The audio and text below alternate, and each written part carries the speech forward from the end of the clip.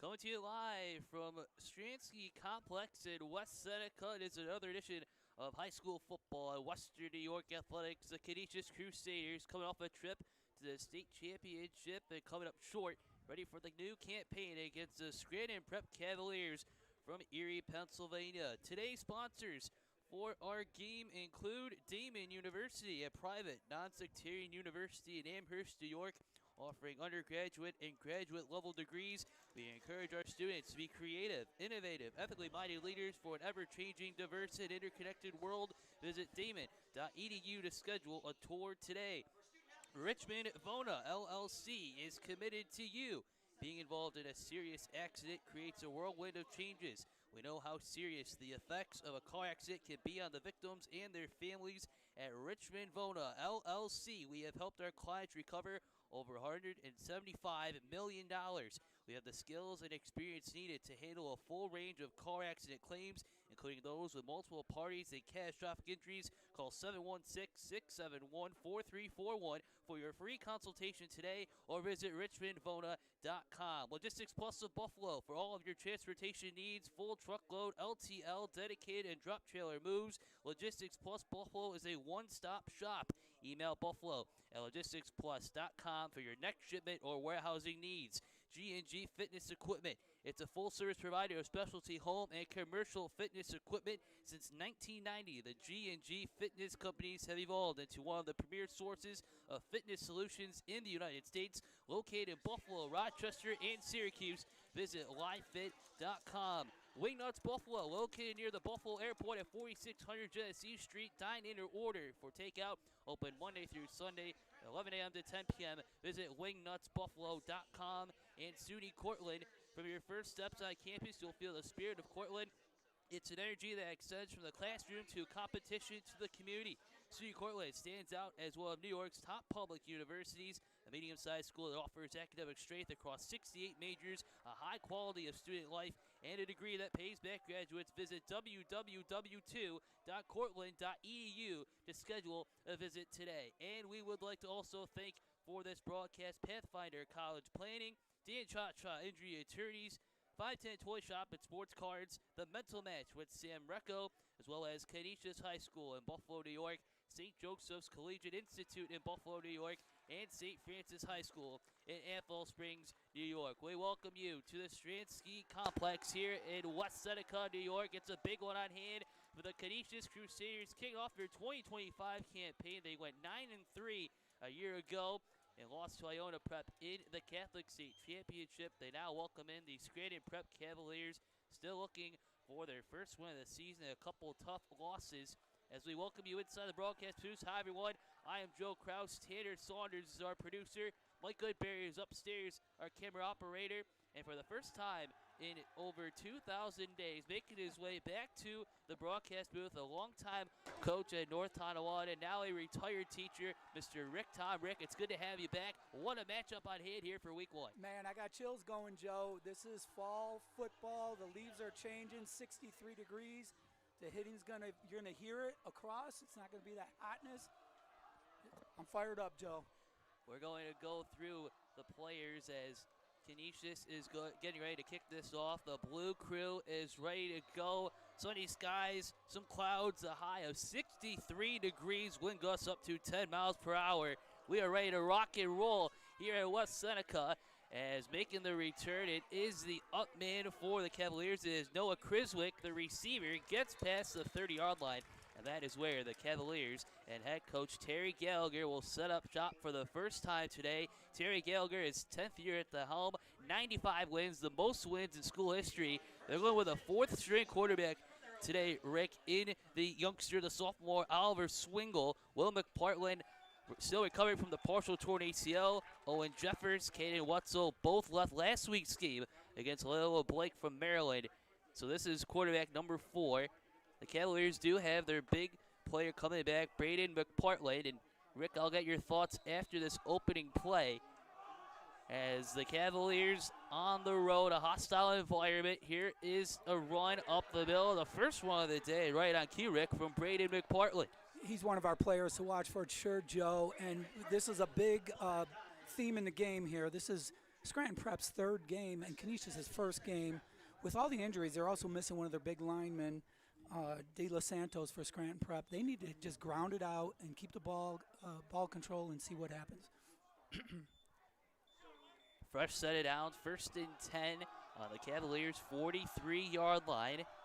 Swingle in the shotgun, motion, and McPartland now on Swingle's hip. The quick handoff to Braden goes up the middle and stopped after about a 2-yard gain, leading the charge for the Canisius defense. A name we'll be talking about as well, Rick, Javez Caldwell, the two-way lineman.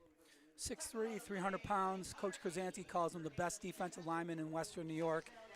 Awesome person, awesome kid. He's the captain of the team, starts both ways, so we're going to call his name out a lot, I'm sure, today here, Joe. This will now bring up 2nd down and 8 up to the 45-yard line of the Cavaliers. The crowd still filing in. The home opener for the Canisius Crusaders. Now a new turf on their field as the Cavaliers make the handoff to Noah Criswick. He is stopped at about a 1-yard gain. Another play for Caldwell. There he is, right on cue, Joe. Sounds like we know what we're talking about. Right now he's dominant up front. Scranton Prep is starting a freshman at center, number 53. He's done a great job, but I'm not sure if he's ever seen anybody like Caldwell before. Chris Paris, that is, for Prep. It's a big play. Chris Paris listed at 5'10", 245 pounds. Another two-way lineman. Some movement on the line this week for the Cavaliers. A quick handoff, a pass to the outside, and a big hit in the backfield. Good morning. Brought down by a big-time play. Amir Hernandez with the stop. Oh, what a hit. And this is the thing with Scranton Prep. You can't really go on the sideline on Canisius. They're going to be too fast here today. They're going to have to attack straight ahead. And this is a big stop for Canisius. That will now bring up 4th down. Cavaliers now in punt formation. Getting ready and back to return is Hernandez. Amir Hernandez wearing number 1 today. And now we have some whistles and a timeout called. A first timeout call with just about 9:40 left in the first quarter. This timeout was brought to you by Damon University. Scranton Prep and Canisius, no score early on. As we'll take a look at, we mentioned about Terry Gallagher in his 10th season, 95-20 record. The Cavaliers went 12-2 a year ago. And once again, in his 4th year at Canisius, Craig Krasanski, 31st year overall coach and a longtime coach at Williamsville South. And he's got a couple of familiar faces as well. Paul Wood Sr.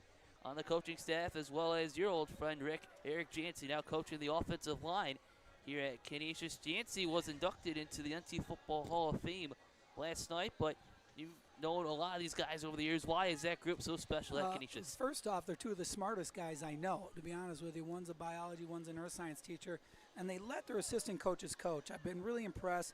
Coach Mark Pope for Canisius and Richard Posey, the defensive coordinator, excellent teachers, and Coach Krasanski lets them do their thing. Special teams will be big here, Joe. They blocked a punt last year on these guys. Tyler Bianchi punting and kicking once again for the Cavaliers. Here's the snap, a little wild. Bianchi recovers and is almost blocked. Couple bounces out to the 40, and it'll roll out of bounds at the 38-yard line. Canisius almost had a block punt to start their home opener, Rick. Yeah, Coach Jancy does a great job with these special teams here. So they weren't really rushing. They were just making sure they got the ball. Punt safe. It was a bad snap. Because the guy attempted, he was allowed to hit him. If he had the right technique, Joe, he would have blocked the punt. Just take the ball off the foot. But that's okay. It's a first game. So Canisius and the offense led by senior quarterback Mateo Brusco was the starter a year ago. 838 passing yards, had a really great season last year, had 5 touchdown passes, 6 interceptions, completed just over 58% of his passes a year ago.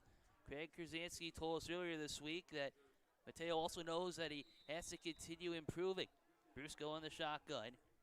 Waits the snap, now a motion man. Here's a handoff to Amir Hernandez. He gets the outside, a good block. Spins past the 45 and brought down at the 48-yard line. A good gain, and then the big stop from the Cavaliers. Andrew Dempsey with that stop, keeping the ball moving. Canisius go to the ground game to start. Absolutely. Their offensive line is ginormous, 6'3", 300 across. We're going to be talking about their big tackles, but you could see the speed there, Joe. They outflanked them in a hurry, so Scranton's going to have to keep them contained.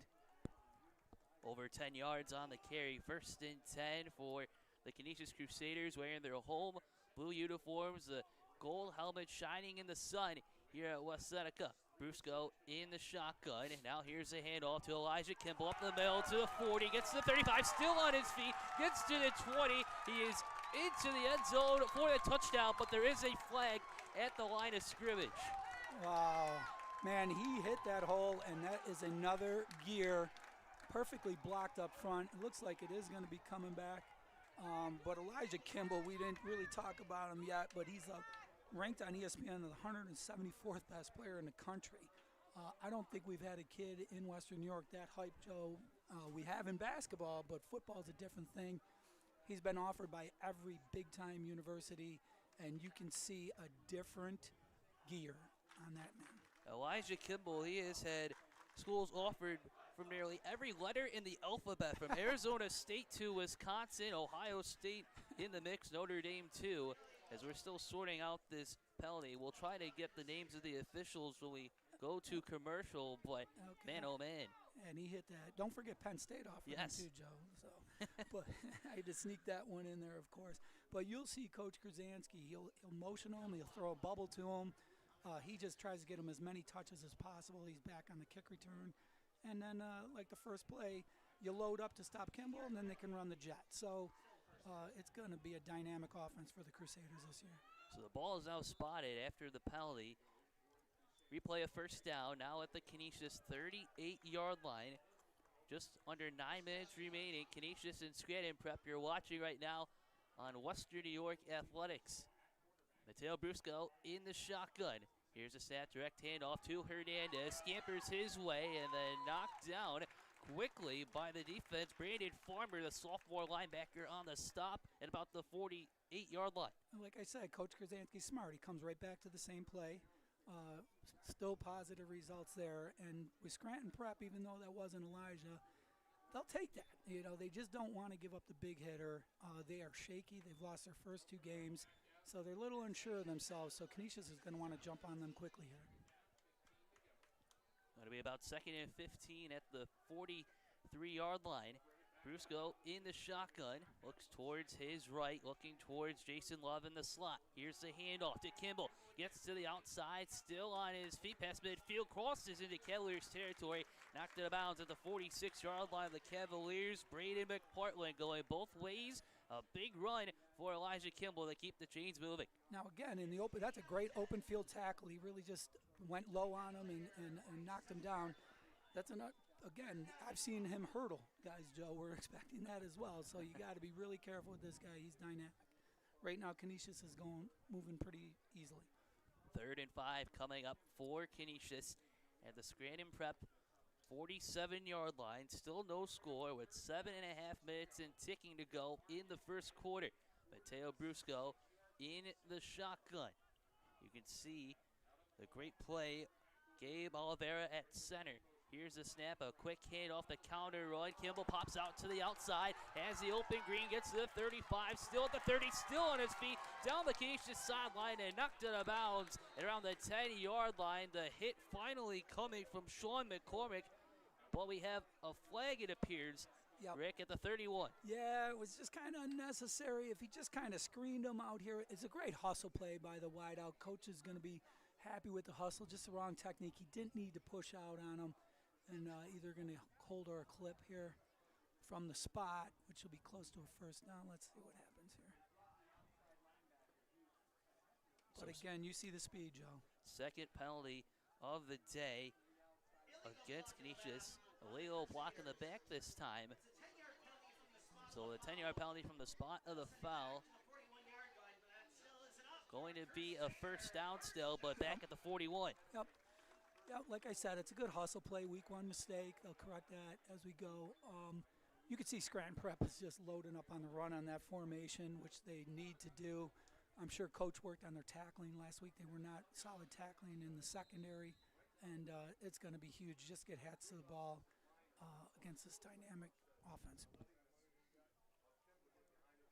Ball is spotted at the 41 of the Cavaliers. Scranton Prep is 48-12 in their last 60 contests.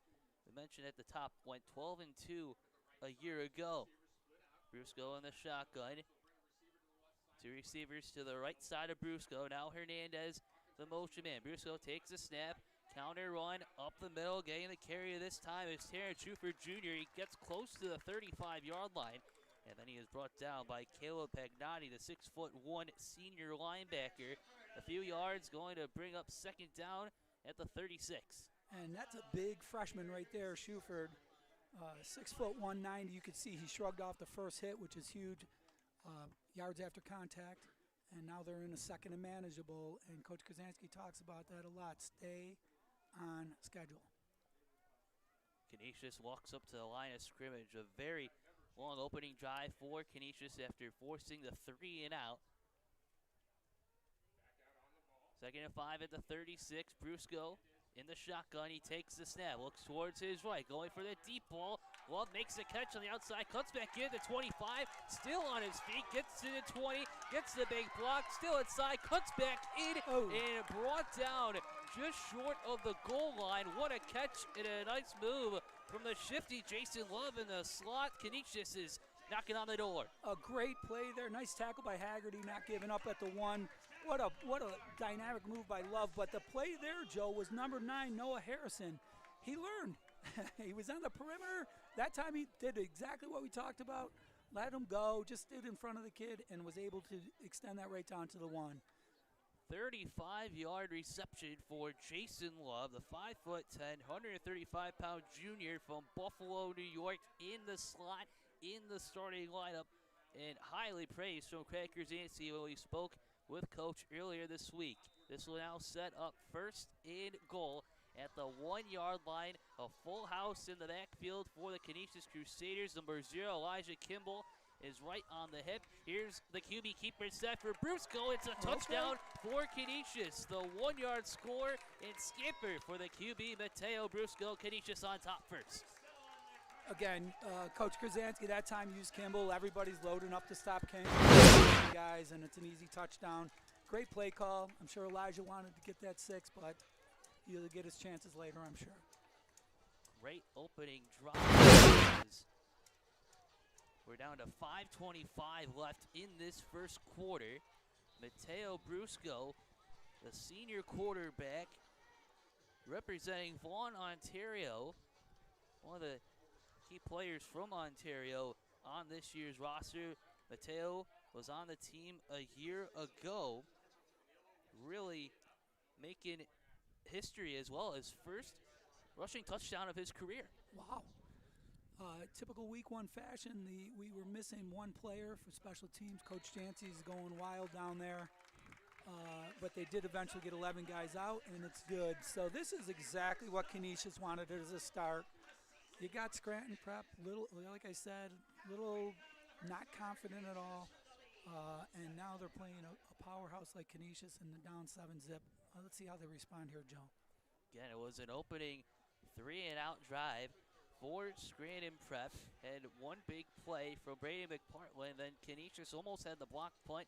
And then the Crusaders offense took over. Mateo Brusco with the 1-yard score. And number 13 today, Lucas Bonilla with the extra point attempt. And Canisius is up on top 7-0 with 5:32 left in the first quarter. You're watching high school football on Western New York Athletics. For those just joining us, along with the coach Rick Tom, I am Joe Kraus. Tanner Saunders is our producer, and Mike Goodberry is upstairs battling the wind at the moment. Doing a great job, Tanner, as well. We thank you all for tuning in.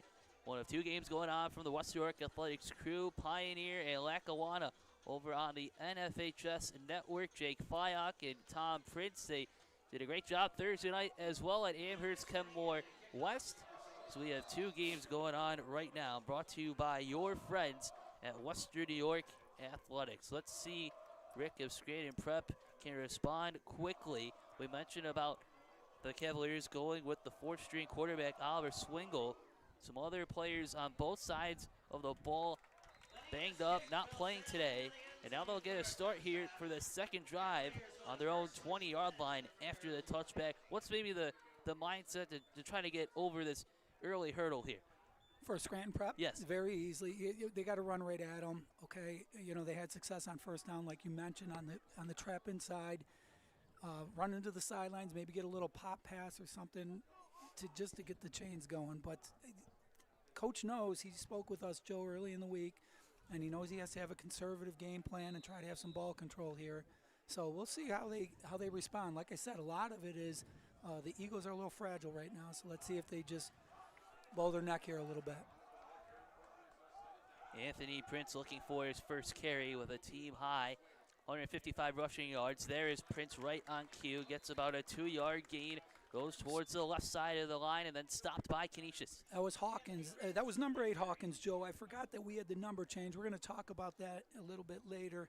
Amir Hernandez is wearing the vaunted number 1 in memory of Kevon Walker. And we'll talk about how Coach Krasinski decides who wears the number 1. This will set up 2nd and 6 at the 22-yard line. 2 receivers to the right side of Swingle. Swingle takes a snap, a quick handoff to Prince, spins his way, and he's bottled up and then hit hard. That's about a 2-yard gain. Another short stop from the Canisius defense. We'll give credit to Arno Mabayo, a name we'll be talking about a lot today as well. These linebackers are awesome, probably the 2 best in Western New York. You got Caden Wayne, 46, and Arno Mabayo, wonderful guys. They were 1 and 2 in the Catholic League in tackles last year, and just look at them. They are really solid-looking guys. So I didn't say it was going to be easy for Scranton Prep to run at them, but that's kind of the mindset here. 3rd and 3 at the Scranton 28-yard line. Another handoff to Prince. Prince cuts inside, gets to the 30, able to get close to that first down marker, then brought down hard again by Mabayo. Maybe an extra hit. No call. There's the flag. Yeah, unnecessary. Completely unnecessary. As we were just giving them compliments, but, you know, they're excited first game. It's going to be close anyway.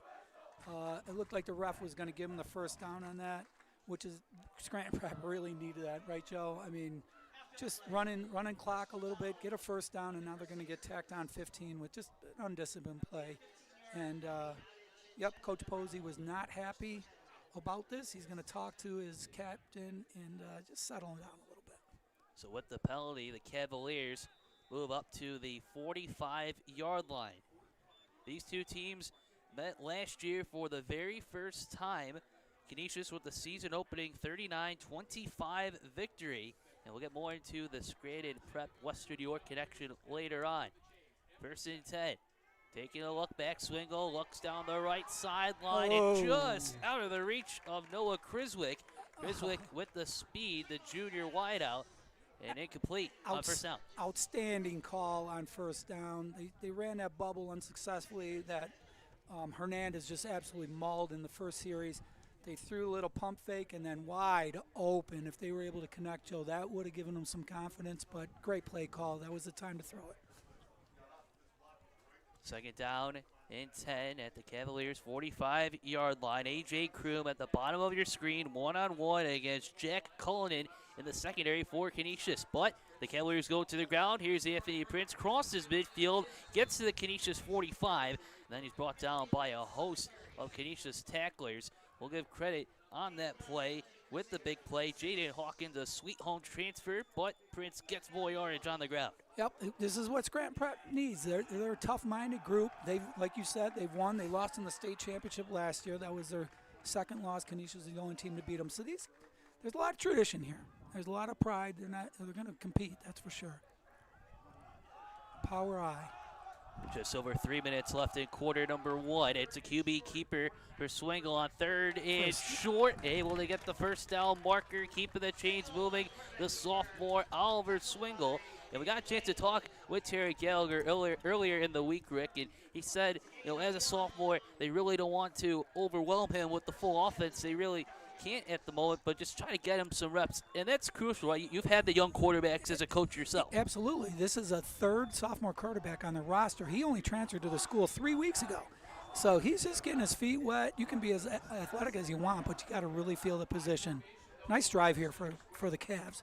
1st and 10, Cavaliers back in the eye. Now the motion man, Kroom. Swingle drops back to pass, looks down the middle, throws up a nice time. It is going to be a touchdown for Scranton Prep. Liam Haggerty, the junior, making the nice reception, and the Cavaliers are on the board. That was a dime. He hit him in stride, Joe. Again, first down pass play call kind of caught the Crusaders flat-footed. One of the keys was going to be big plays.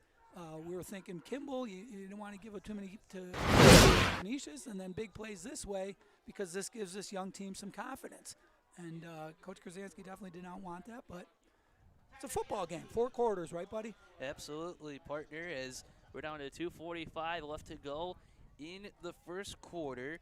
This is Tyler Bianchi ready for the extra point. The kick is up. Line drive kick is good, and we are tied at 7. So Oliver Swingle knocking off the underclassman Russ. A nice bomb to Liam Haggerty from 45 yards out, and we are tied at 7. What a game so far, Rick. Yeah, we got a ball game. That's exciting because I give Scranton Prep a lot of credit there because the first 2 plays it looks like they're ready to crumble, and nope, they went right down the field, aided by a little unnecessary hit, and now we got a ball game, Joe. It was Canisius that struck first. Mateo Brusco with the 1-yard score, and then the PAT from Lucas Bonilla.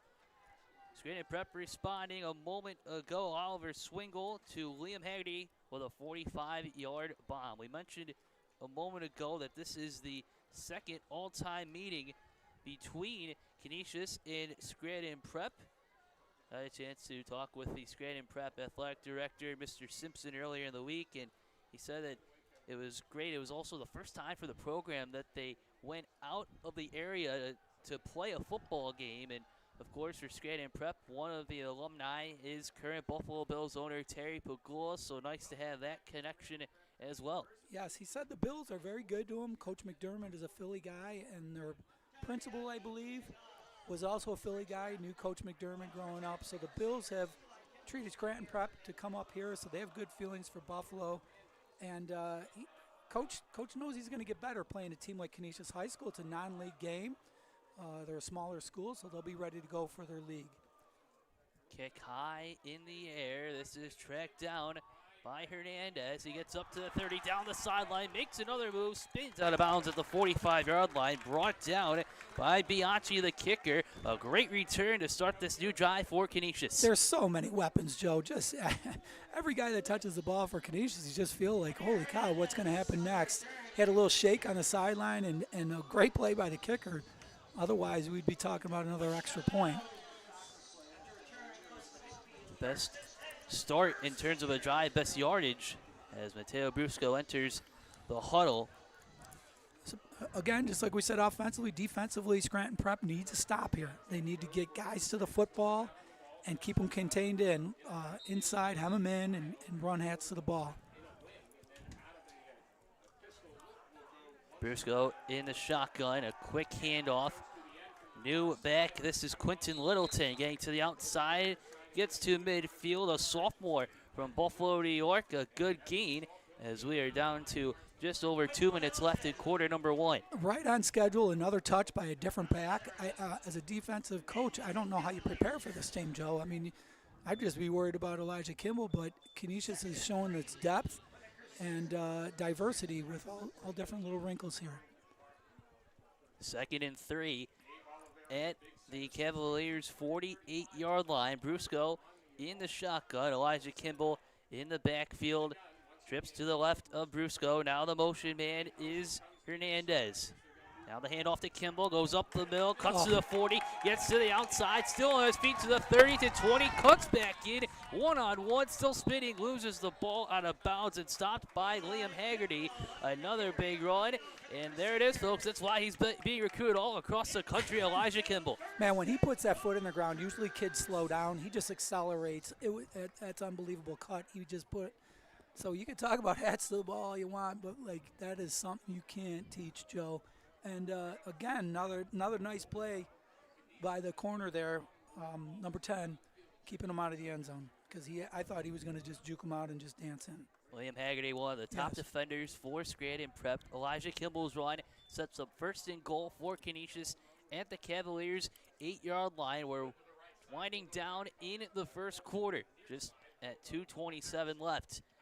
Briscoe in the gun, a quick handoff up the middle to Hernandez. He cuts in, it's a touchdown for Canisius, the second rushing score of the day. Amir Hernandez, the senior, gets Canisius back on top. How many times do you see a guy go untouched from the 8-yard line, Joe? Never. The reason why, he snuck Elijah up as the wing that time. Everybody's keying on him. He comes back for a sweep motion, handed up the middle, untouched, touchdown. Again, using Kimball without the touches, he makes a difference in this game. We got 11 guys out there for the PAT, Joe. 2:20 left in the first quarter as Bonilla's kick. Line drive is up, and it is no good, going wide left, but the Canisius Crusaders respond and take now a 13-7 lead over Scranton Prep.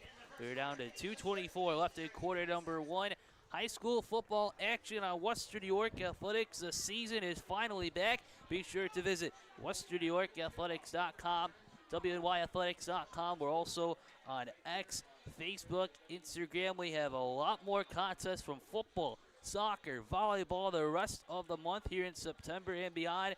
WNYAthletics.com, your home for high school sports. And what a day once again. And Canisius Rick just continuing to churn as if they're just taking off. Not really a big break from that last game last year. Yeah, no, not at all. And this offensive line was outstanding last year. We have a couple guys, one at Holy Cross, I know. I have my notes where we have a couple guys playing in college, and they didn't miss a beat. They got the big tackle from Canada outside of the Detroit area, the left tackle here. And they are just opening huge holes up front. So I'm sure Coach Krasansky is going to be happy with that. Bonilla ready to kick for Canisius. This will go high, and it'll be a second touchback for Scranton Prep to work with. Yeah, but just to put closure on that, Brock Bildfeld, 6'7", 315, and Dylan Gorney, 6'5", 305 as the right tackle. Both are only juniors, so those two guys are just going to get better and better as the year goes on. So let's see if Scranton Prep can answer back here, Joe. They were able to get the 45-yard touchdown pass. Oliver Swingle, his first as a varsity letterman with the Cavaliers. And it was also just the second touchdown pass of the season for Scranton Prep. Owen Jeffers had the only touchdown score through the air up to that point. First down play, Swingle rolls out to his right, goes down the middle, the pass is complete, and then a hit from Canisius is Jaden Hawkins. Making the catch was Jackson Silphy, 8 with the catch, number 8 with the tackle. It's a big play for the Cavaliers, all the way up to the 40. Coach Posey's definitely going to make some adjustments here. On first down, they're hitting them with the pass patterns, and they are wide open. Nice hit, but a big first down. So it looks like they want to throw on first down. Let's see if they settle in and just run right at them here. 20-yard pass play through the air. Swingle starting to get more comfortable. He's in the shotgun. The quick handoff to Prince. Goes through the traffic, goes to the left side, brought down after a 3 or 4 yard gain. It's going to be a big gain. And then finally brought down, looks like Caden Wayne, the middle linebacker today for Canisius. That's a great play, though, by Scranton Prep, Joe. You know, first down, you're second and manageable again. Stay on schedule. You know, don't turn the ball over. Just keep doing you. Keep the ball away from Canisius. The wind is starting to pick up here at Stransky Field, Stransky Complex. Going to be 2nd and 6 at the 44. Here's a handoff going towards the left side as Brandon Farmer makes his way close to midfield, close to that first down marker. Caden Wayne once again leading the stop for Canisius. A big stop. The ball is going to be spotted here, Rick, at the 49-yard line with just over a minute left in the first.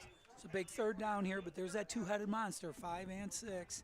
Anthony Prince, the junior, is 6, and Brandon Farmer, the sophomore, is 5. There's that power eye. Last time they snuck it. Let's see what happens with Big Javon inside. And before we get the snap on what was a 3rd and 1, we have flags on the field. I'm not sure because we're right on the line of scrimmage here. What is he calling?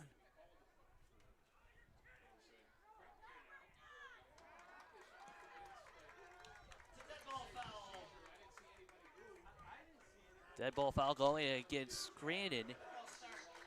Cavaliers coaching staff thought it was going to be a neutral zone infraction against Canisius, but it's going backwards. I don't understand the call there, Joe. I didn't see any movement. You got time to set before they snap. I'm not sure exactly, but that's a tough one for Scranton Prep. This now sets up 3rd and 6 for the Cavaliers on their own 44-yard line. So we're approaching 30 seconds left in the first quarter. Canisius leads Scranton Prep 13-7. Swingle recovers the high snap and then brought down hard from behind. A big hit coming from Javez Caldwell, one of the big guys representing Orchard Park.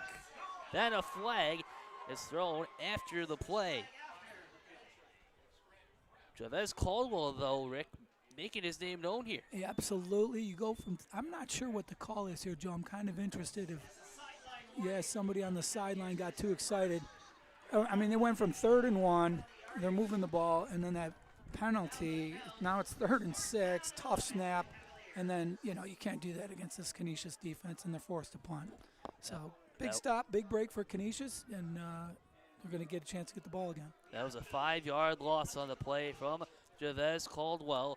Caldwell listed at 6'3", 305 pounds, from Orchard Park, New York, and now 4th, and we'll call it 11. This is Tyler Bianchi back to punt, but the clock has ended the first quarter of play. A back and forth affair, a lot of action as we get to the end of the first quarter. Canisius leads Scranton Prep 13-7. This timeout is brought to you by our friends at Daemen University. We'll be right back after this short break on Western New York Athletics.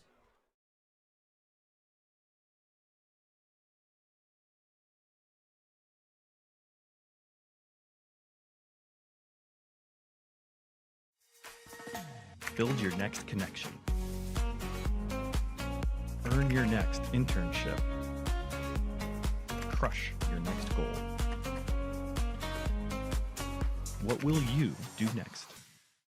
Logistics Plus is a global transportation provider headquartered in Erie, PA, with locations worldwide, including right here in Western New York. Logistics Plus is consistently recognized as a fast-growing transportation and logistics company, great supply chain partner, top freight broker, leading project cargo manager, and a great place to work. With a strong passion for excellence, our 500-plus employees put the plus in logistics. For an efficient, personal approach for all of your transportation needs, more information about our Buffalo office is available at logisticsplus.com/Buffalo. And welcome back to the Robert E. Stransky Sports Complex, Kessler Field here in West Seneca. The sun has popped back out. Canisius with a 13-7 lead over Scranton Prep. Joe Kraus, Rick Tom on the call with you today, the first Saturday of September. Big thanks again to our producer, Tanner Saunders, and Mike Goodberry, our camera operator. It was a legal infraction. One Canisius player had his hand over the line of scrimmage. The referees called it. Then another big play coming from Javez Caldwell, and now, Rick, the Cavaliers have to punt. What are your thoughts on that opening quarter? It was exciting, Joe. It's exactly what we kind of expected. A hard-hitting affair and an undermanned Scranton team a little bit banged up. I thought they did quite well. So this is going to be a big opportunity. This is going to be a big drive for Canisius, and see if Scranton can bottle them up, which they have not been able to do yet. Good punt from Bianchi. Canisius starts this new drive, 1st and 10 on their own 22-yard line. Mateo Brusco with the 1-yard score, then Amir Hernandez with the 8-yard scamper to the outside for the Crusaders, scoring so far in this one. Canisius went 9-3 last season. They scored a grand total as a team 386 points. Looking to get back, they had the big postseason wins against Bishop Timon and St. Joe's to get to that game that was held right here on November 30th against Iona Prep, the Catholic State Championship 42-26 loss. And head coach Pat Krzyzanski told us earlier in the week that the Crusaders are hungry to get back to another big state championship run. First down play coming up at the 22-yard line. Brusco in the shotgun. This is Hernandez, the motion man. Brusco looks, hits a pass to the outside to Jason Love. He is still on his feet and able to make the big-time play. Gets to the 30. A nice little flash fake again to Elijah, and then a quick rocket screen out to the sideline. They're going to spread the field. They're going to make you defend every part of this field. 2nd and 4 coming up at the Canisius 29-yard line. Noah Harrison with the correction on that catch for Canisius, making his first catch, a familiar name for those watching today out in Albion. Harrison, a 6 foot, 185-pound junior. Second down, Brusco in the shotgun. A quick handoff. Kimball finds the open space, crosses midfield, cuts out, cuts back in, gets to 30, still on his feet, has the open daylight. It is a touchdown run for Elijah Kimball. 71 yards for the big man. Canisius extends its lead early in the second. Man, Joe, pick your poison. That time Scranton Prep, they loaded up, no safeties. They're going to just sell out to the run. The trouble with that, if he hits that seam, you see what happens. And then those poor safeties, just that last juke. He's fun to watch, no doubt about that. Elijah Kimball, as we said, a lot of attention from around the nation. 71 yards going to the house now in his third varsity season here with the Crusaders, as Lucas Bonilla ready for the extra point attempt with 10:48 to go in the second quarter. Here is the snap. The kick is up, and it is good. Lucas Bonilla now 3 for 3 on the extra point attempts. Canisius now with a bigger lead, now up 20-7. Well, I still can't believe it. When I was talking to Coach Krasinski, Elijah is still only a junior, so he's going to put on more weight, get stronger. I mean, he's still growing and getting better every day. And the thing that Coach says about him is what a wonderful guy, what a good leader, hard worker, gets after it in the classroom, and, you know, he's staying grounded. I mean, that's a tough thing, especially nowadays with all the social media and everything, to just get full of yourself. And he's keeping his feet on the ground, and he plays hard. You can see that. 51st career rushing score for Elijah Kimball. He had 31 a year ago, 19 as a freshman. And now Canisius in front of a great crowd. Their home opener on top by a score of 22-7. You also can't quit talking about that O-line, Joe. Yes. There's a lot of room to run, too. On that one, I could at least had 5 yards on that one. Elijah turns it to the house pretty quickly. Bonilla with the big Nice kick. Another nice kick indeed. Another touchback for Bonilla. So now Scranton Prep trailing by 13, early stages of the second quarter. Scranton has had some nice plays offensively. Oliver Swingle has started to find some groove. How do they build off that momentum that we saw midway through the first? You know, the thing is, Joe, offensively, they're doing a decent job. You know, there's just a couple tough breaks here and there. They have just not even close to stopping them defensively. That's my concern. So if they could just go on a long drive here into the half and get back into it, that is the goal here. Swingle in the shotgun. Swingle looks towards his right. Making the catch is Noah Criswick, and he is brought down hard at the 25-yard line. Darnell Gallimore, 6'1", 155-pound defensive back from Buffalo, on the stop out, a 4 or 5 yard gain after the catch. Yep, first down passing has been the success rate, and that one is like, you know, easy completion, easy run game. You know, they'll take it, and Canisius doesn't mind that. You just can't watch out for that hitch and go next time. 2nd and 5 at the 25 for the Cavaliers. Swingle, an empty backfield, trips to the left. Swingle rolls out to his left on the run, making the pass. It is almost intercepted at the 40-yard line. Trying to make the deep dive. Looked like it was on the play. Jack Cullinan, a great player on the hardwood, able to get down to the floor to make that play, the field to make the play. It's going to be 3rd down. Yeah, really, really tough kid on the hardwood. Great basketball player. His toughness really comes through on the court. And then out here, he's their top receiver and obviously two-way player, shutting down on his side of the field. This will now set up 3rd and 5. Scranton Prep trailing Canisius 22-7, taking the bus ride just under 4 hours to get to Western New York. At a hard count, going to lead with the flag. That'll help Scranton there, because I'm looking at, they got a little bit off their playbook with that last sprint out. Kind of got out of character a little bit, but now they're going to I think they're going to have a first down here unless we get something different.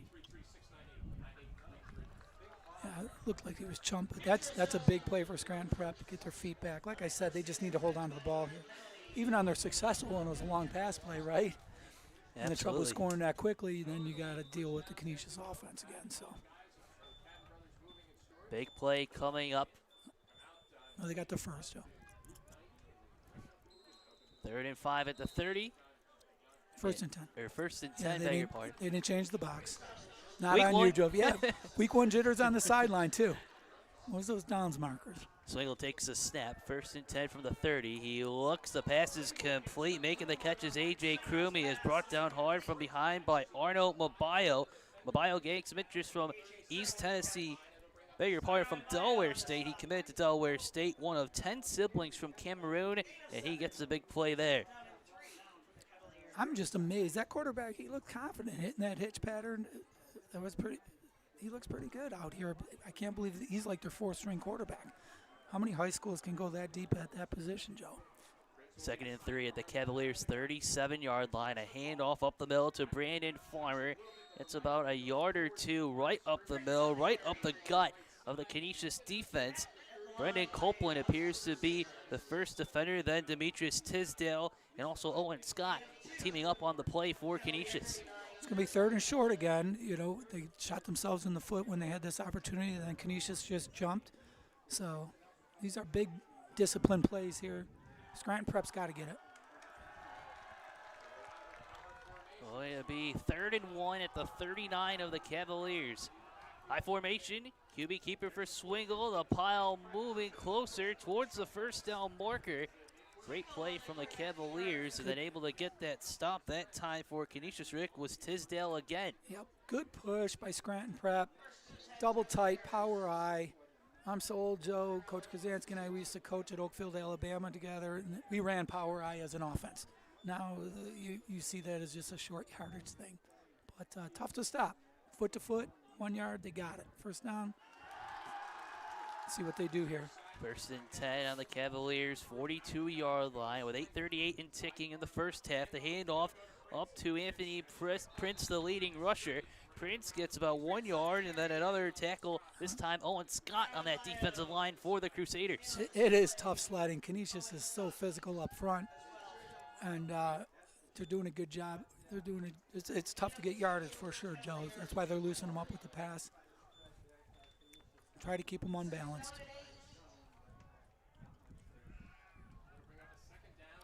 Going to be a 2-yard gain. The credit for Prince. 2nd and 8 coming up. Here is the handoff to Prince. He goes towards the right. He is brought down hard this time. A newcomer, Connor Gain, the Houston, Texas transfer. The big rodeo play to stop for Canisius. Yep, big play by Connor. Another one of those just grinder type of players. They're so deep, Joe. I mean, every guy is just has a different story, but nice play by Gain. Now it's going to be 3rd and long. Canisius should be expecting pass. Let's see what happens. 3rd and 8 on the Cavaliers' 44-yard line. Scranton Prep looking to cut this deficit of 20-7. Swing on the shotgun. The sophomore looks over the middle. The pass is complete to Noah Criswick. Gets into Canisius territory. Brought down at that Crusaders' 40-yard line. A big tackle that time from Darnell Gallimore, but the Cavaliers keep the chains moving. A first down. Yeah, as Coach was talking about his weapons, and Noah Criswick was one of the first guys he mentioned. He got free, and you could see a little shiftiness. But again, the poise by the quarterback. He is settling down nicely here, Joe, and able to move it a little bit on Canisius. Going to be a credit of 16 yards on the pass play. 1st and 10 for the Cavaliers on the Canisius 40-yard line. Pitch to the right, Prince a little bobble. He is brought down. Canisius was ready, and it is led by the big man right in the middle, Javez Caldwell. That's the 2nd time here, Rick, that Caldwell has broken up the play. Yep, Caldwell and Owen Scott inside, and now we got another big man coming in, number 60, Gabe Oliveira. I mean, they've been really tough to move on the interior there. 3-yard loss on the stop from Caldwell. 2nd and 13 at the Crusaders' 43-yard line. Just over 6 minutes left in the first half. Swingle looks to his right. It's deflected and incomplete. One of the big men on the defensive line And the stop looked like Gabe Oliveira. Going to set up third down. It was either Oliveira or Gain with the deflection.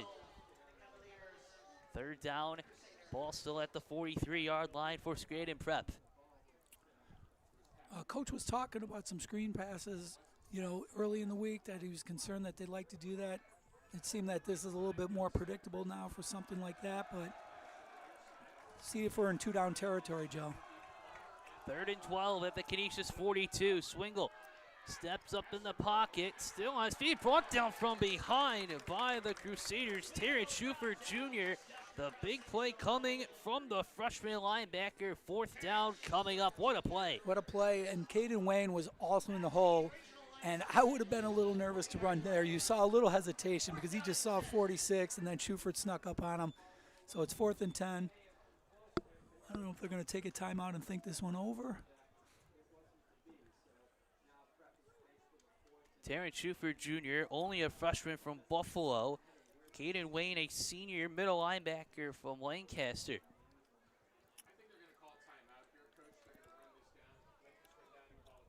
Great crowd on hand.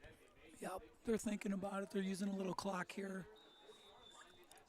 And just discuss what they exactly want to run so there's no mistakes.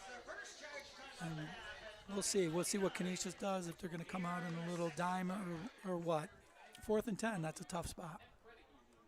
Timeout on the field with 5:29 remaining in quarter number 2. Canisius leads Scranton Prep by a score of 20-7. Week 1 of high school football winding down. Some big victories. West Seneca East Thursday night against Star Point. North Tonawanda, a close one against Hamburg. Lancaster and a nail-biter with McKinley, 29-28. Health Sciences, that was a big win over Orchard Park, 40-14. That score did surprise me, Joe. That was something else. They must have a good squad there. Orchard Park is a perennial champ. I'm just thinking, what are they talking about in this huddle? I would talk to my DBs just about watching maybe a double move or something like that. Let's see if they bring some pressure. They really have been just rushing 4 so far from a defensive standpoint. Offense, we just have a tough time attacking these guys. Maybe they'll hit something over the middle, some sort of mesh pattern, and get someone loose underneath and see if they can run for the first. But with all that discussion, we're going to find out. This will set up 4th and 10 on the Canisius 40. Cavaliers looking to cut the deficit. Oliver Swingle in the shotgun.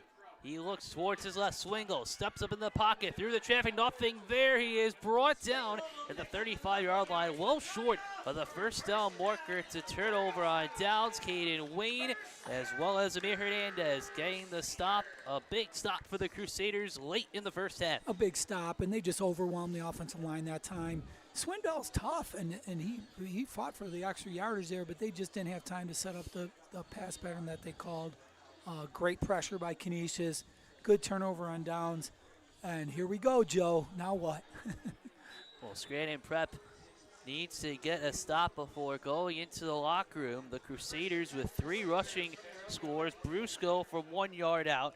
Hernandez from 8 yards out. Elijah Kimball from 71 yards out on the last drive. Now 1st and 10 on the 34-yard line. Here's the motion man, Jason Love. Brusco fires towards his left. It's caught by Jack Cullinan, spins away, still on his feet past the 45, close to midfield, and brought down from behind. That time on the tackle, Owen DeJerka, the senior. It's a big run up to the 49-yard line, gain of 15 and a Crusaders first down. 6'2", 185, Jack Cullinan. Honestly, Joe, I was just going to ask if he touched the ball, because Coach Krasansky, I feel like he's deep into his play sheet. Everybody has touched it. Here we go, right on cue. Cullinan, another new touch. And again, yards after contact. These guys are athletic, they're dynamic. Every play can go to the house with all the athletes they can roll out. Well, to borrow a quote from Josh Allen of the Bills the other day, everybody eats here with Canisius so far. The first down run to Kimball, spinning past midfield, gets to about the 49, and then he is stopped. Great play defensively on the run. Leading the way is Zach Skolblick, number 31 on your roster. That's the first time, Rick, in a while that the Cavaliers have stopped Canisius on the ground. Yes, that's what you envision. You could see the hats getting to the ball, close the gaps, and then knock him back, be a little physical with him. That being said, they still got almost 4 yards. Right? And Canisius is going to take that every time. There is an injured player for Canisius with 4:25 to go in this first half.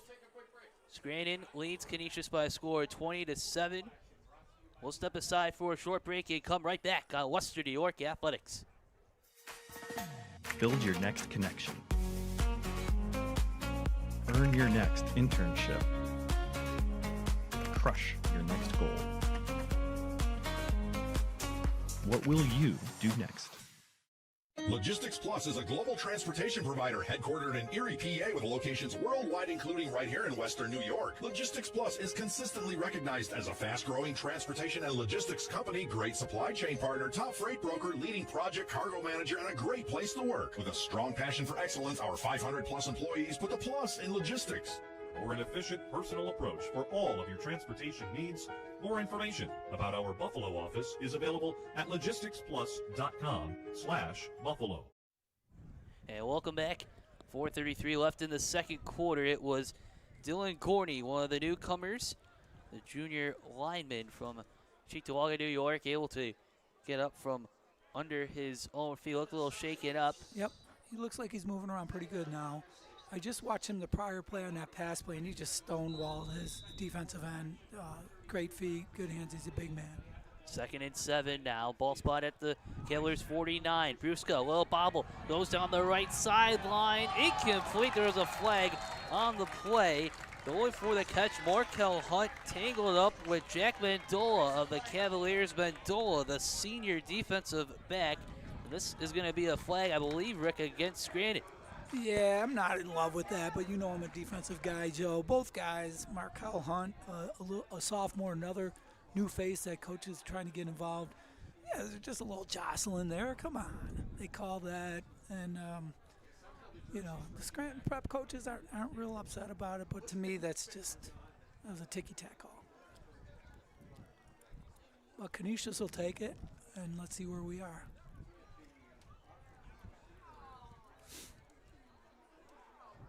Belly instead is.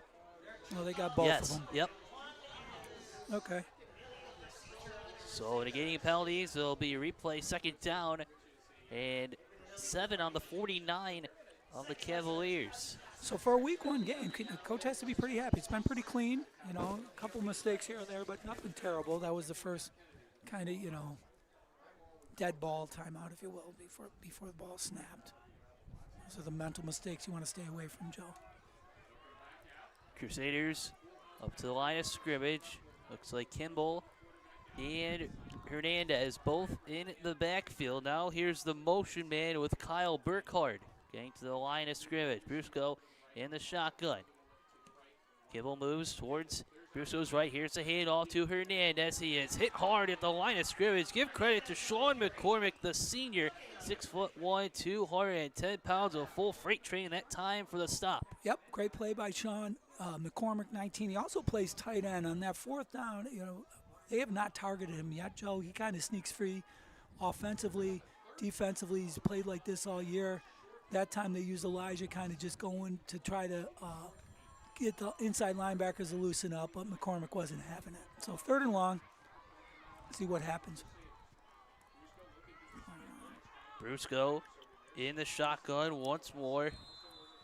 And first we have some whistles, and now Canisius calls a timeout. Yep. Coach Krasansky was not happy. You get some personnel in there, and Coach's offense, he's got a lot of different formations, a lot of different motions, and sometimes it can be overwhelming for some of the younger guys, so he's trying to mix some guys in, and if you get one guy out of position on a 3rd and long, the whole play is messed up. So we're going to be, he's going to make sure we're on the same page. 3rd and 7, he wants to punch one in here before halftime and just get everything cleaned up. A great timeout by Coach. Minor coming up at halftime. We'll have some commercials from our new sponsors. And for those just tuning in for the first time, if you're tuning in from down in Erie, Pennsylvania, this is Western New York Athletics. We've been dedicated covering high school sports in Western New York since 2016, continuing to grow. Thank you all for tuning in once again. Joe Kraus, Rick Tom, Tanner Saunders, our producer, Mike Goodberry, our camera operator. And we are underway. Back with Mateo Brusco. Back in the shotgun. 3rd and 7 on the Cavaliers 49. Brusco looks towards his left, over the middle. The pass is caught. A big play for Noah Harrison, his 2nd catch today. The tackle is made by Andrew Dempsey. It's another big play for Canisius, all the way to the Scranton Prep 39 and a 1st down. That was a great ball by Brusco. That was pretty good coverage over there. They sent Elijah on a wheel route again, in pattern, distracting him, and Brusco just fired that. That was a great ball, great catch, 1st down.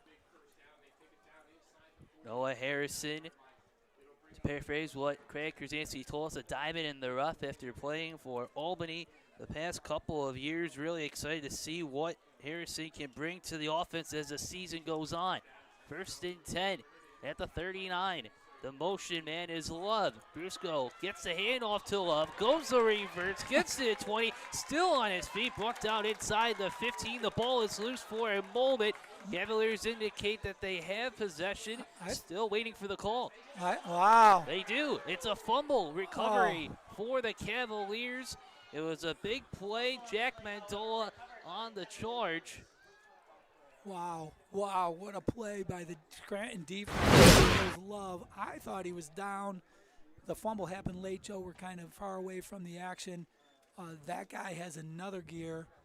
Great play, and then you don't give up on plays. They were always hustling, just like in the 1st half. When we had down here on this side where Haggerty made a couple tackles. These guys don't quit. Dug the ball out, huge turnover, and they're going to want to get something going here, Joe. It's a long way to go, but let's see what happens. They're going to start with their tight set, looks like a run or maybe a play action. Canisius got to be on their toes for that play action. Cavaliers on the back door here, inside the 10. Now here's a off to Prince. He cuts up the middle, still on his feet, gets to the 25-yard line before he is brought down. Arno Mabaya leading the stop for the Crusaders, but a big 1st down run here, Rick, for the Cavs. Huge 1st down. They pull their guards a lot, and there was a huge hole over here, Joe. That's a great play on 1st down. And now Scranton Prep has a little confidence to drive this field. They're going to have to mix some passes in here, but do not abandon the run. I think they're having their success with their little sweeps. Under 3 minutes to play in half number 1. Swingle in the shotgun. A quick handoff to Prince. He pops out to the right, still on his feet, gets to the 35. Another big run, some big help on that offensive line. The Cavaliers with a nice mix of grade levels on that line, keeping the chains moving with just over 2 minutes left. Yep, they have some success pulling 50 Pagnotti and 51 Dempsey. That time they ran behind 6'2", 235 Owen Dudurka, number 72 up top. So they're tough, and they're answering the bell here. They got 2 minutes to make something happen. Swingle in the shotgun. Here is the handoff to Prince. Goes up the middle. He has stopped after about a 2-yard gain. A lot of bodies in on the stop for Canisius. And it looks like the last to get up rather slowly that time was number 46, Caden Wayne. 140 in ticking. Both teams have used a 1 timeout apiece in this 1st half. Now an officials stoppage. Looks like Coach Gallagher is going to be content here, Joe, just trying to get this 1st down and get out of halftime within a 2-score game. They're going to measure it. I thought it was going to be short, but we'll see what happens here. Well, while we have a moment here, Rick, short. Yep, go ahead. while we have a moment here, Rick, just a quick programming note for you tomorrow. Western New York Athletics, some JUCO football as the Erie Community College Cats welcome in the Stevens Tech squad. Kickoff is at 2 p.m. Tanner Saunders has the call. That'll be tomorrow right here at 2 p.m. on Western New York Athletics. Cats had a great season opening win on Sunday against the Utica JV team. Back to the action we go. Just over 90 seconds left. 3rd down run and a big stop. Rondell Fancher, number 99, with the big stop. Well, they had him stopped, but again, he bounced off of that pile nicely.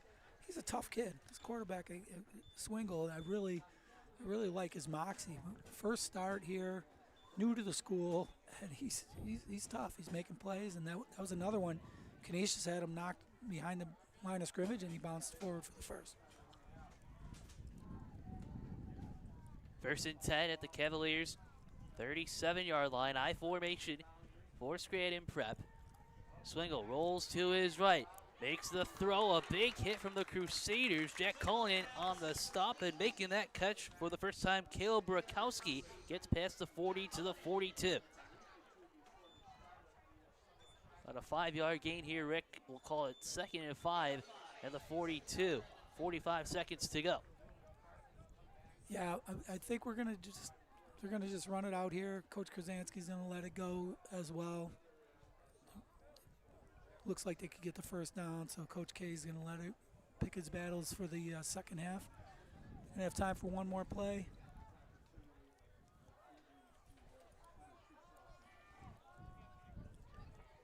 Swingle in the shotgun. Prince on his left hip. Prince gets the call, moves to his right. He is brought down from behind. A big play from Jaden Hawkins. 10 seconds left. Jaden Hawkins making a couple big plays in his Canisius debut. Yeah, he's a hitter. I really like Jaden Hawkins. Great kid, great player. And we're going to halftime. 20-7. I think both teams are going to take it. I think Coach Krasanski is going to feel like he left some plays out there for their first game. That's a good first half. And then Scranton Prep, there was a couple times they were teetering, but they answered the bell each time. And, both coaches have a lot to discuss, to clean up, and we're looking forward to the second half. Canisius with 3 rushing scores from Brusco, Hernandez, and Kimball, respectively. The big one, Kimball, from 71 yards out. Oliver Swingle with the 45-yard touchdown pass to William Haggerty for the Cavaliers' lone score. Once again, a big thank you to all our sponsors as we end the first half. Damon University, Richmond Vona, Logistics Plus of Buffalo, G&G Fitness, Wingnuts Buffalo, SUNY Cortland, Pathfinder College Planning, Dan Cha-Cha Injury Attorneys, 510 Toy Shop and Sports Cards, The Mental Match with Sam Recco, as well as Canisius High School, St. Joseph's Collegiate Institute, and St. Francis High School, all here in Western New York. We'll step aside for a short break. Canisius on top of Scranton Prep on a blustery day here in West Seneca. We'll be right back. You're watching Western New York Athletics. Wingnuts. You still got to go. Have you guys tried Room 40 yet? Looking for the perfect spot to throw your next party? Say hello to Room 40, our private event space at both Wingnuts locations. Maybe you got a birthday, a graduation, anniversary, business event, rehearsal dinner, or even a sports banquet. From intimate get-togethers to rowdy celebrations, Room 40 is built to handle it all and fits up to 60 guests. With custom food and drink packages, flexible setups, legendary Wingnuts hospitality, and all the wings you can handle.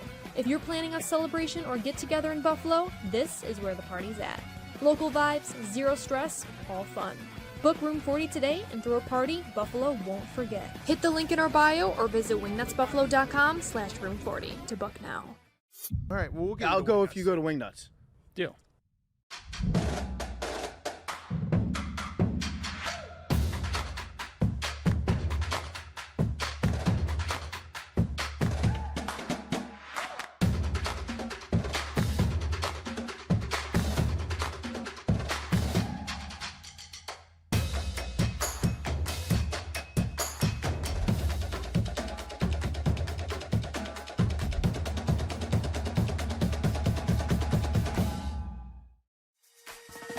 Build your next connection. Earn your next internship. Crush your next goal. What will you do next? Look, Patriot account is not going to close itself. Looks like you're going to be here late again. I need this by morning. Oh no, not again. My son has a football game tonight. At WNYAthletics.com. You can link me later. WNY Athletics, your home for high school sports. Yes. 300 Level Media is a locally owned and operated, multi-purpose media company right here in Western New York. You'll find us everywhere, covering the Bills, Sabres, Buttes, Bisons, Big Four basketball, local college sports, and much more. Our staff offers a variety of media services, from video production, live event coverage, audio broadcasts, professional voiceovers, camera operation, and videography. Visit www.300levelmedia.com or give us a call at 716-427-2600. This is 300 Level Media. Logistics Plus is a global transportation provider headquartered in Erie, PA with locations worldwide, including right here in Western New York. Logistics Plus is consistently recognized as a fast-growing transportation and logistics company, great supply chain partner, top freight broker, leading project cargo manager, and a great place to work. With a strong passion for excellence, our 500-plus employees put the plus in logistics. For an efficient, personal approach for all of your transportation needs, more information about our Buffalo office is available at logisticsplus.com/Buffalo.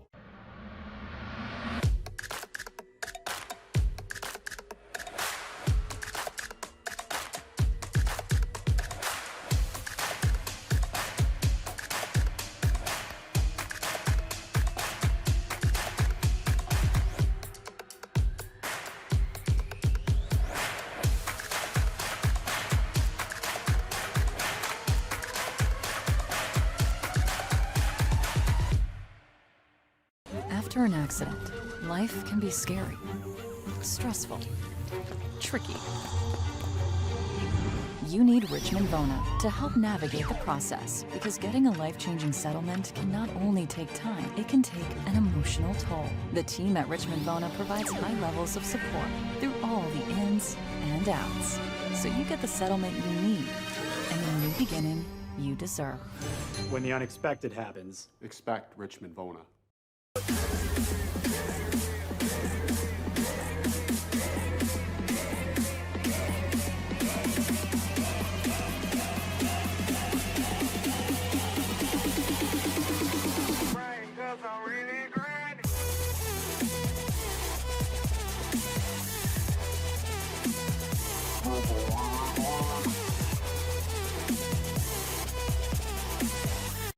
Why do you exercise? To look better? To feel better? To drop a few pounds? To train for an event? To defy age? Or to keep your ability to say yes to the things you love to do? Whatever motivates you, G&G Fitness Equipment is here to get you there. Treadmills, ellipticals, rowers, bikes, home gyms, and accessories. We'll pair you with the right equipment, teach you how to use it, and be there every step of your fitness journey.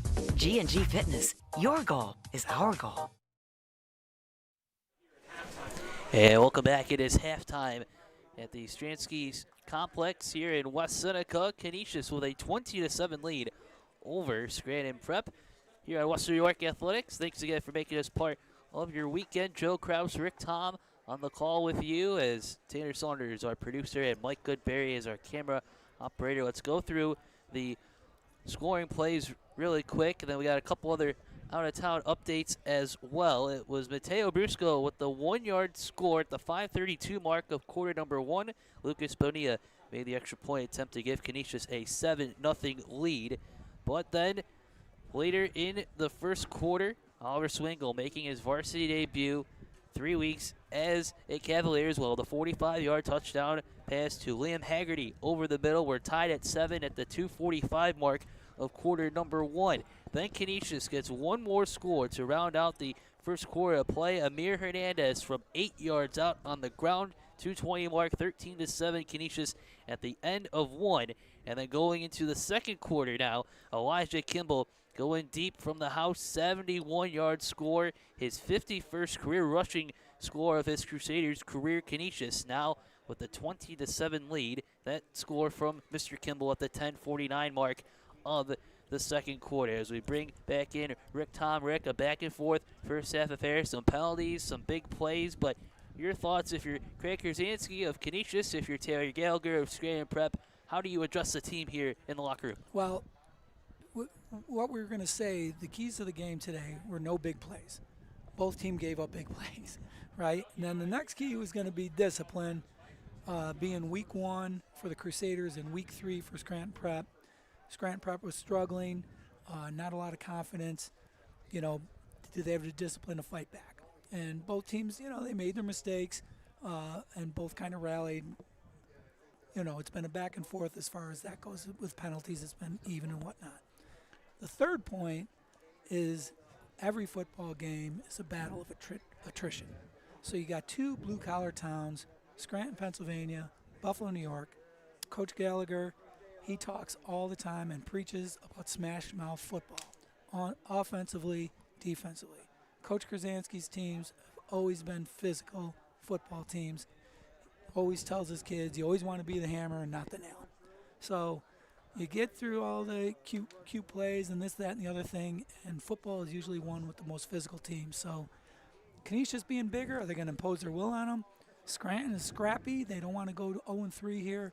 So I'm sure they're both challenging their guys to dig in deeper, compete harder, and be more physical. I mean, that's football. So no X's and O's stuff sometimes, Joe. Sometimes it's just going to come down to, can I defeat you play after play for the whole half? Well, as we mentioned, folks, we have some scores out of town, and we also, once again, a reminder, tomorrow right here at Western New York Athletics, a 2 p.m. kickoff. The Erie Community College Cats welcome in Stevens Tech. Tanner Saunders and Ryan Gallo have the call. That is at 2 p.m. right here at Western New York Athletics. Some nice construction near where their new stadium is going to be. Well, when I heard ECC, the last time I saw the Cats play was right where that new stadium is. It was a beautiful stadium there. I think the one that we are building is a little nicer. Have you seen the complex going up across? Yes, oh my God. It's beautiful. It's beautiful. And funny, I was listening to something where they have some tourists in town, and they looked at our old stadium and thought it was a high school stadium. I never thought of Highmark Stadium as that, but this new one is just fabulous. So, well, let's run through some quick scores from Week 1 here in Western New York. It all began on Thursday night. West Seneca East with a 42-14 win over Star Point Wilson. The Lakemen with a big win over Alden, 42-6. Amherst in a nail bite over Kenmore East, 7-0. And Maritime Tapestry with a 46-23 win over St. Mary's. Some more scores from Friday. Cheektowaga over East Aurora Holland, 18-12. Eden North Collins over Lakeshore, 28-21. Gowanda Pine Valley, you're the winner over Akron, 33-20. Depew in a close one over Dunkirk, 28-21. Chautauqua Lake Westfield Brockton, 49-8 over Tonawanda. Cattaraugus Little Valley over JFK, 28-12. We also have Randolph in a close 7-6 win over Falconer CVMG Maple Grove. My apologies. Grand Island with a 45-14 win over Iroquois. Portville with a big 49-8 win over Allegheny Limestone Hinsdale. Fredonia gets by Springville 18-6. Medina over Silver Creek Forestville 41-0. Clarence over Hutch Tech 28-0. Newfane, the Panthers with a big one over Parker Royhart 34-15. Lewis and Porter over Albion 33-14. Salamanca over Olean 19-13. Maryville with a 14-0 shutout over South Park.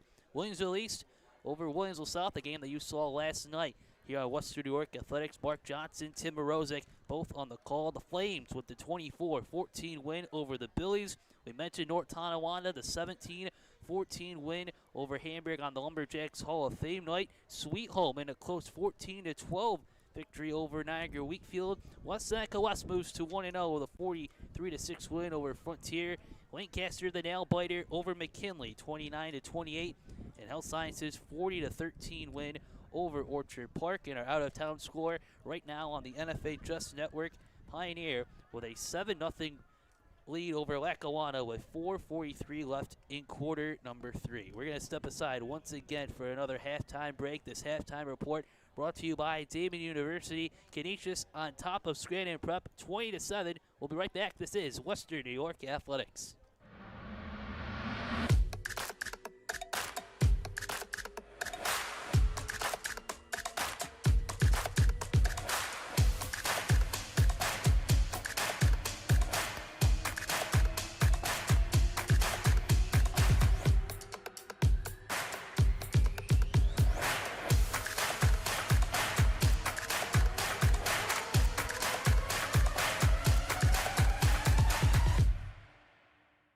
Logistics Plus is a global transportation provider headquartered in Erie, PA with locations worldwide, including right here in Western New York. Logistics Plus is consistently recognized as a fast-growing transportation and logistics company, great supply chain partner, top freight broker, leading project cargo manager, and a great place to work. With a strong passion for excellence, our 500-plus employees put the plus in logistics. For an efficient, personal approach for all of your transportation needs, more information about our Buffalo office is available at logisticsplus.com/Buffalo. Wingnuts. You still got to go. Have you guys tried Room 40 yet? Looking for the perfect spot to throw your next party? Say hello to Room 40, our private event space at both Wingnuts locations. Maybe you got a birthday, a graduation, anniversary, business event, rehearsal dinner, or even a sports banquet. From intimate get-togethers to rowdy celebrations, Room 40 is built to handle it all and fits up to 60 guests. With custom food and drink packages, flexible setups, legendary Wingnuts hospitality, and all the wings you can handle. If you're planning a celebration or get-together in Buffalo, this is where the party's at. Local vibes, zero stress, all fun. Book Room 40 today and throw a party Buffalo won't forget. Hit the link in our bio or visit wingnutsbuffalo.com/room40 to book now. All right, well, I'll go if you go to Wingnuts. Deal. Why do you exercise? To look better? To feel better? To drop a few pounds? To train for an event? To defy age? Or to keep your ability to say yes to the things you love to do? Whatever motivates you, G&G Fitness Equipment is here to get you there. Treadmills, ellipticals, rowers, bikes, home gyms, and accessories. We'll pair you with the right equipment, teach you how to use it, and be there every step of your fitness journey. G&G Fitness. Your goal is our goal.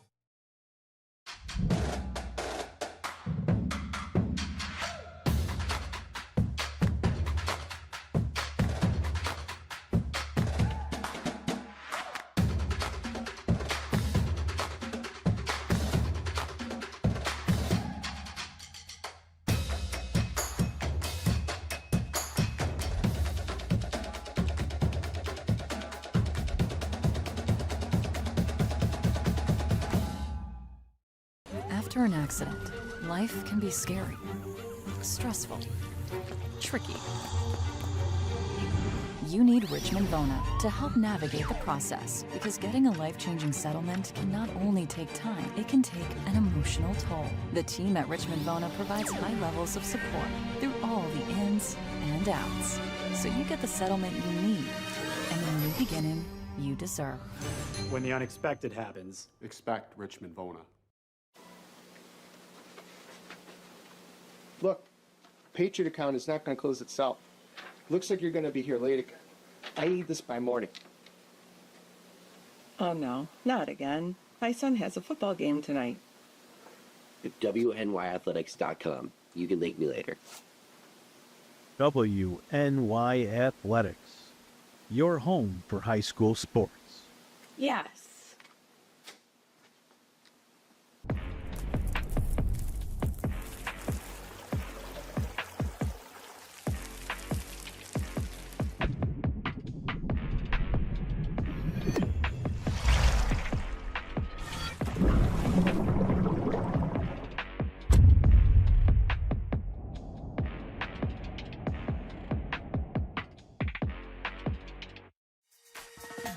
Build your next connection. Earn your next internship. Crush your next goal. What will you do next? And welcome back, Western New York Athletics. Canisius with a 20-7 lead over Scranton Prep. Big thank you once again to all of our sponsors: Damon University, Richmond Bona, Logistics Plus of Buffalo, G&G Fitness, Wingnuts Buffalo, SUNY Cortland, Pathfinder College Planning, Dan Cha-Cha Injury Attorneys, the 510 Toy Shop and Sports Cards, the Mental Match with Sam Recco, as well as Canisius High School, St. Joseph's Collegiate Institute, and St. Francis High School. Canisius in Buffalo, New York, St. Joseph's Collegiate Institute in Buffalo, New York, and St. Francis High School in Ethel Springs. 20-7, Canisius with the lead over Scranton Prep, getting ready to go the second half in just a moment. We did have one score omission as we were rattling off the scores, so our apologies to the fans of the red and green in Jamestown with a 38-7 win over Williamsville North last night.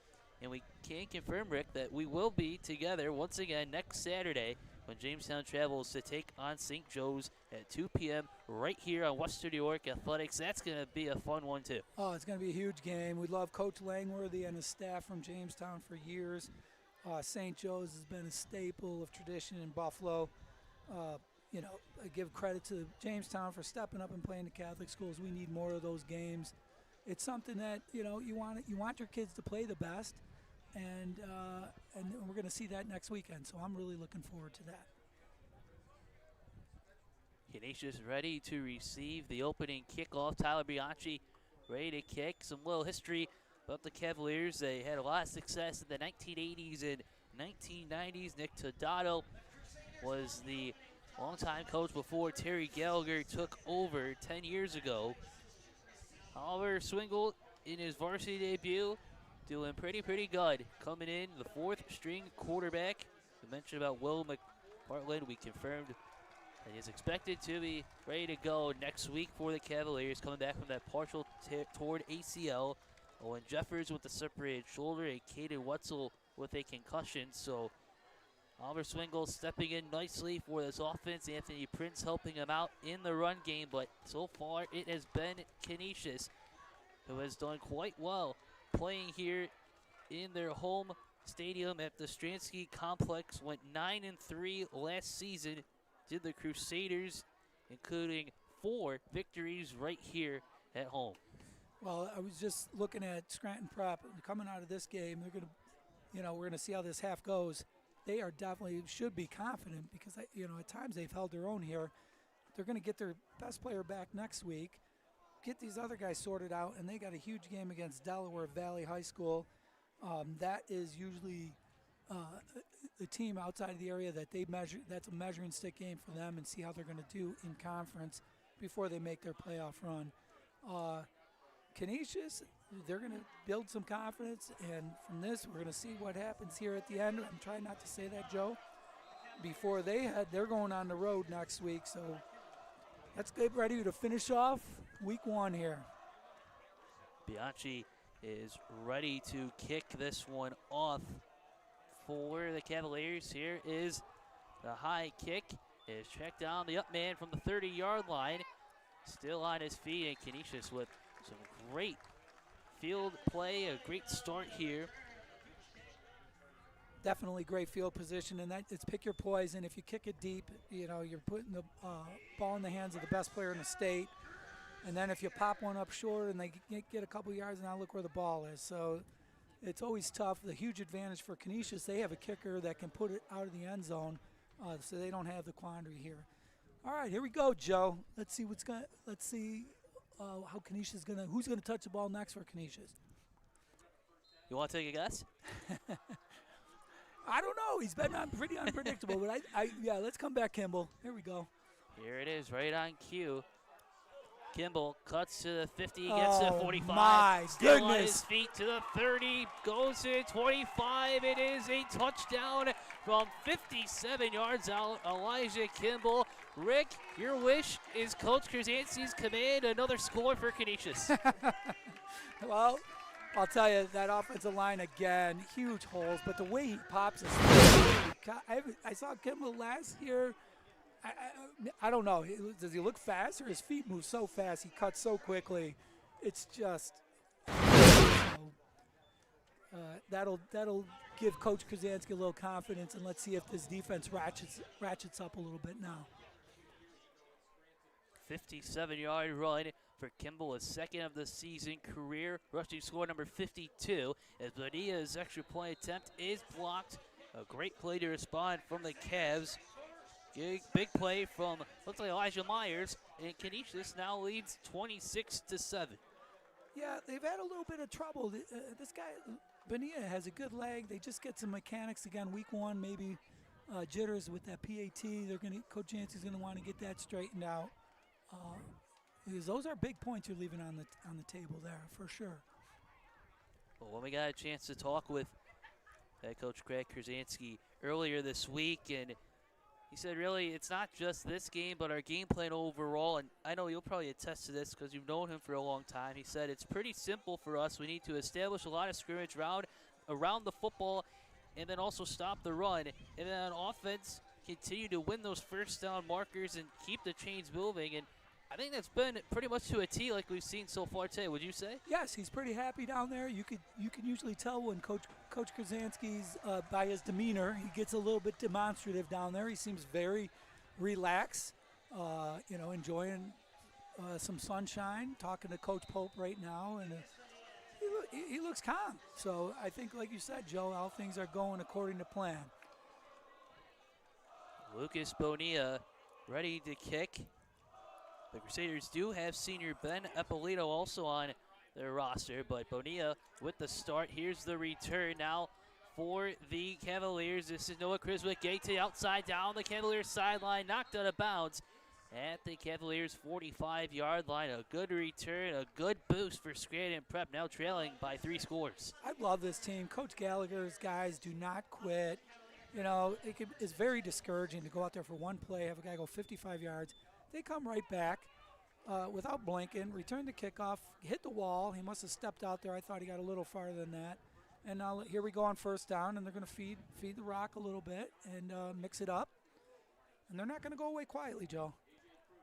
Criswick stepped out of bounds at the 39. That's where this drive starts for the Cavaliers. Going to respond, trailing 26-7. The handoff to Anthony Prince. Goes along the right sideline, gets a couple yards, gets past the 40, and then he is stopped on the play. Caden Wayne, one of the first defenders. Yeah, they're fun to watch, these linebackers, Caden Wayne. And like I said, Coach Posey's probably challenge these guys a little bit. Let's see if they can slam the door. Prep has been able to make some critical plays, first downs, and he wants to get stingier. They want to get better this half. Andrew Dempsey, Caleb Pagnotti on the right side of the defensive line today. On the offensive line today for the Cavaliers. Here's the snap. Swingle looks over the middle. Nice time. It's almost intercepted by Jaden Hawkins in the secondary. A flag comes in as well. A good spiral, Rick, just a little high for the receiver. I'll tell you what happened there, Joe. Terrence Shuford came off the edge at the last minute, and he couldn't really he got a nice ball off, but he took a beating on that play. And I don't know if they got defensive holding out here, Joe. Not sure. Great effort on the other end, almost getting the interception. A lot going on in that play. But this freshman is shining. Terrence Shuford is a name you want to pay attention to. Great pressure there. And Scranton Prep catches a break. These are the penalties that you don't want to be giving them first downs. A.J. Kroom was the intended receiver on that last throwing play. Tied for the team high with 3 catches for 21 yards coming into this contest for Scranton Prep. This will now bring up 1st and 10 after the penalty. 1st and 10 on the Crusaders 49. The quick handoff to Prince. He cuts to his left, still on his feet, slides his way, stumbles his way to about the 42-yard line. Another stop from the Canisius secondary. Give credit this time to Dallin Floyd. A good first down run. The ball now at the 43-yard line. I like that cut by Prince. The hole was not designed there. He cut back, cut back against the grain. Canisius over pursued a little bit. Now we got a nice 2nd and 4 for the Cavs. Good 6-yard run. As we mentioned, the Cavaliers looking to rely heavily today on the run game as Prince makes his way past the 40. Looks like he's going to be close to the first down marker. He is going to be stopped by Wayne as well as Shuford again. Just short. Missed it by that much to borrow from Maxwell Smart. Rick, the ball now at the 40-yard line. We're going to probably see that power I said again, Joe. That time Pagnotti pulled, nice power, and then Canisius just popping there, creating this 3rd and 1. Cavaliers on the Canisius 40-yard line. No. Quick reverse. Here's Swingle trying to get outside through the traffic and then knocked out of bounds. A big hit from behind by the Canisius Crusaders. Looks like Dallin Floyd. I love the call by Scranton Prep. It's 3rd and 1. He's probably thinking he's going for it. They've snuck every time out of that formation, but to Canisius' credit, they ran a little boot, and everybody was covered up in the scramble. Good hustle by Canisius defense. 4th and 2, big play.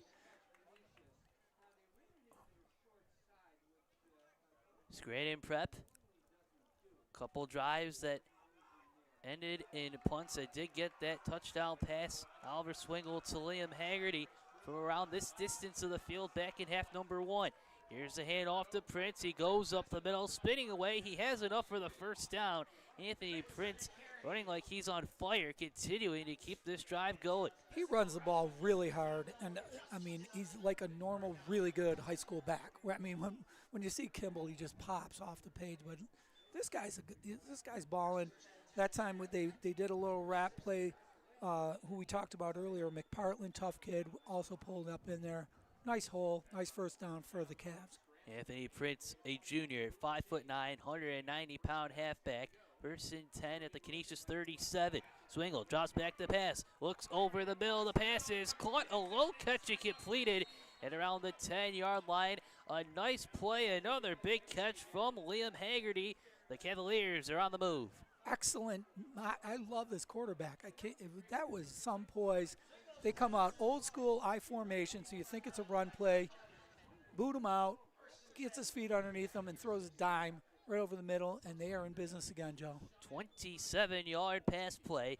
Swingle to Haggerty. This now sets up first and goal for the Cavaliers at the Canisius 10-yard line with 8:25 and ticking to go in quarter number 3. Cavaliers in the I formation. Swingle rolls out to his right, throws up a deep one to the back of the end zone. It is incomplete, just out of the reach of the tight end, Ricky Dewey. Dewey is listed at 6 foot 200 pounds. The pass just a little high. Second and goal coming up. Yeah, I thought that was to McCormick, but you're right, Joe. 16 and 19, they're both tight ends. At first, I just thought he was throwing it away, and he had him open there and just overshot him a little bit. The wind is blowing a little bit, probably not as much to affect that throw. Second and goal for Scranton. The Cavaliers taking the road trip from Erie, Pennsylvania, trailing Canisius 26-7. The handoff to Anthony Prince on the right side of the field, keeps the feet moving again. Brought down at the 5-yard line, and another tackle for Caden Wayne, number 46, the middle linebacker. Third and goal coming up. More of that for Scranton Prep, pulling those two guards every time. Pagnotti and Dempsey. It's tough to stop. Those linebackers just got to get right on those guards for the first step and beat them to the hole, play downhill. Where are we at, Joe? 3-yard line? Yes. Third and goal at the Canisius 3-yard line. Swingle in the shotgun. He gets the hand off to Prince along the left side. Prince keeps going. He is going in for the touchdown. Anthony Prince working all day long and punches it in. And Scranton Prep now back in the ball game, Rick. Smash mouth football. That's what they did. Last couple plays just simply lined up. Okay, we're going to pull the guards. We're going to run right at you. And they gained a little confidence. That's been the thing. Canisius comes out, and then Scranton Prep fights right back. So still in the ball game, and we got the lefty out here. We got a lefty place kicker and lefty punter, same guy. Joe, you don't see that too often. Maybe didn't Belichick make that famous, the left-footed punter? I believe so. Adam Vinatieri. Yeah. Tyler Bianchi ready for the kick. It is up, and it is good. Speaking of kicking, speaking of the NFL, Rick, we haven't talked about it yet, but the Buffalo Bills tomorrow night at Orchard Park, Highmark Stadium, Week 1 against Baltimore Ravens, the start of the final season at Highmark. Your thoughts on Sunday? And you've been to the stadium before as a coach. Any memories of playing in that stadium? Oh, man. I got a ton of memories.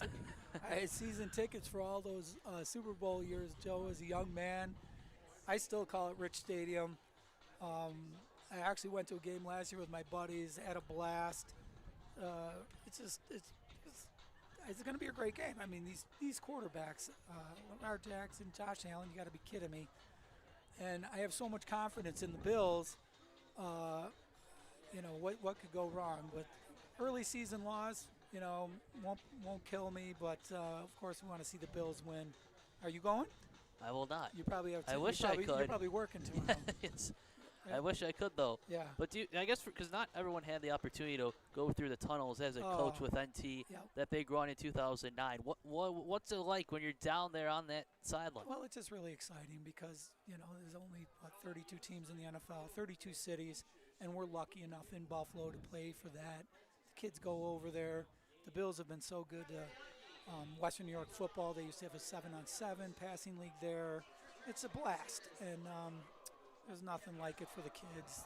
That's memories you can never take away, right, Joe? Scranton Prep capping off a 4-minute and 12-second drive with the 3-yard score from Anthony Prince. Their best drive of the day. Here's a little squib kick.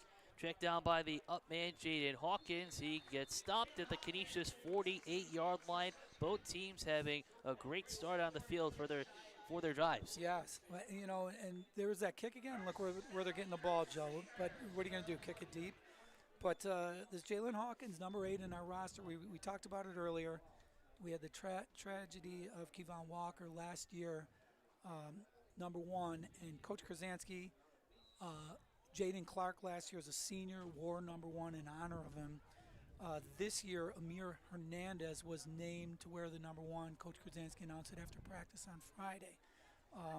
So it's going to be a senior, someone that emulates everything that Canisius means, and what a great man to honor Kevon as well. So that's why Hawkins is in number 8.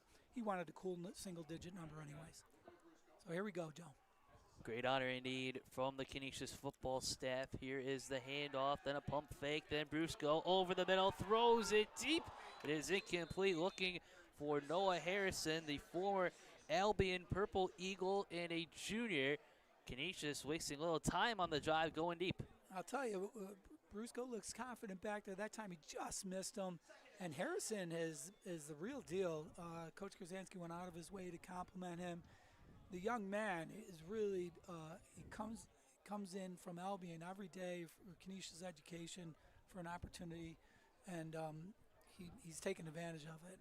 He's really made a huge strides in the summer camps, a huge impression on Coach Krasansky, and he was open there. 2nd down and 10 after the incomplete pass. Canisius on the 49-yard line. Brusco with the motion man. And Hernandez gets the carry, he cuts back in, tries to get upfield and brought down from behind. Welcome to the big show. Elijah Myers on the stop, number 55. He and his teammates are fired up. Myers, a 6'2", 245-pound sophomore with the hit and the loss. Yeah, you know, that's a tough thing because you could see he was kind of trying to run back against the grain and lost a couple yards there and gave him a little momentum. But if he breaks it, you're yelling, nice play, right, Joe? So, and we saw, I believe it was Love that did that early in the game, right? Yes, Jason Love, Amir Hernandez, Elijah Kimball with all big runs today. Yep. So here we go, Canisius. Scranton Prep's trying to get a little spark. Ball is spotted on the Cavaliers' 49-yard line. That's where the last play ended. Here's Brusco. The pass it is caught on the sideline. What a play once again from Jalen Hawkins all the way to the Prep 45-yard line. Yeah, Noah Harrison is only a junior, so his ceiling is going to be out of this world. You could see how he snatched that ball, and Coach likes the matchup over on that side right now. I think that's a tough cover for anybody. Last week, Scranton Prep played a receiver going to Notre Dame, and they doubled him a lot. There's just so many weapons here for Canisius. This is going to be 4th and about 2. Brusco in the shotgun. High snap. Brusco tracks it down, trying to get away from the defenders. He is brought down. A big play in the defense once again. Brought down by 3 different defenders, including Caleb Pagnotti. Also in on the stop, Sean McCormick, a big play on 4th down, turnover on downs. The Cavaliers are fired up. You could see that bench was jumping out on the field. Tough break for the Crusaders. You never notice a center until you get a bad snap like that. The whole game he's been fine. That was a big play. So here we go. We got a ball game, Joe.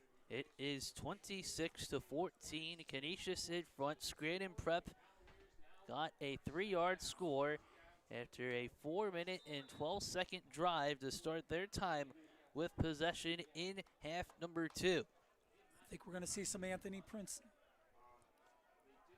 1st and 10 on the Canisius 45-yard line. The motion man is A.J. Kroom. Moving towards the Cavaliers sideline. Now the snap will go and drop back the pass. Swingle down the sideline is incomplete. Looking for Kroom. Hawkins on the coverage, a fastball on the far sideline. Yep, great coverage out there by Canisius. Little play action. Again, they're throwing on first down, just like I predicted. Coach Posey told the D-backs that's when they're going to throw. Everybody was covered up. Nobody bid on the play fake, and now we got second and long. Good defense. Another nice spiral from Oliver Swingle, the sophomore. Head coach Terry Gallagher said that he is a good kid coming into the new school. A lot of potential. Here's the handoff for Prince. Makes his way through the traffic, gets close to the 40-yard line. Another big run for Anthony Prince. And another tackle. Looked like it was credited once again to number 5 this time, Jack Cullinan. The ball spotted at the 41-yard line. This is going to set up about 3rd and 5. It looks like Canisius has him bottled up, Joe, and he's just rugged. He just makes the little moves. And it's only a 4-yard gain, but this is a tough 4-yard and a nice run at that. Scoreboard says 3rd and 6. At the 41, a handoff to Prince once again on the right side, going right behind Pagnotti and Dempsey. Another good 2-3-yard gain for Prince on the stop. Arno Mabayo is going to set up another big 4th down here, Rick, for Scranton now with under 6 minutes to go in quarter number 3. Yep, we'll see if they can do a little play action, some sort of boot action. It's been good for them, or are they going to run right at them? This is, 4th and 4. They just took out Arno Mabayo for some reason. I'm trying to see what 4th and 3. Here's the pitch, then a reversal. Here is Criswick. Upfield, going at 25, still on his feet. Gets the outside at the 10, going in for the big-time play. Touchdown, Cavaliers. Noah Criswick coming in from the 35 yards out, and the Cavaliers have swung right back. Great call, 4th and 4. Looks like it was just going to be a little too much for Prince. Of course, Prince has been having some success over there, so they load up, and then boom, a reverse. Great block by the receiver out there. I thought he was going to cut inside and then made a jettison for the cone. Touchdown. And you leave teams hanging around, Joe, and now look at it. We're down to a 1-score game. Tyler Bianchi ready for the extra point. The last run from Noah Criswick from 33 yards out as the play is up and good. The kick for Tyler Bianchi. What a sequence of events in favor of Scranton Prep. They now trail the Canisius Crusaders 26-21 with 5:06 left in quarter number 3.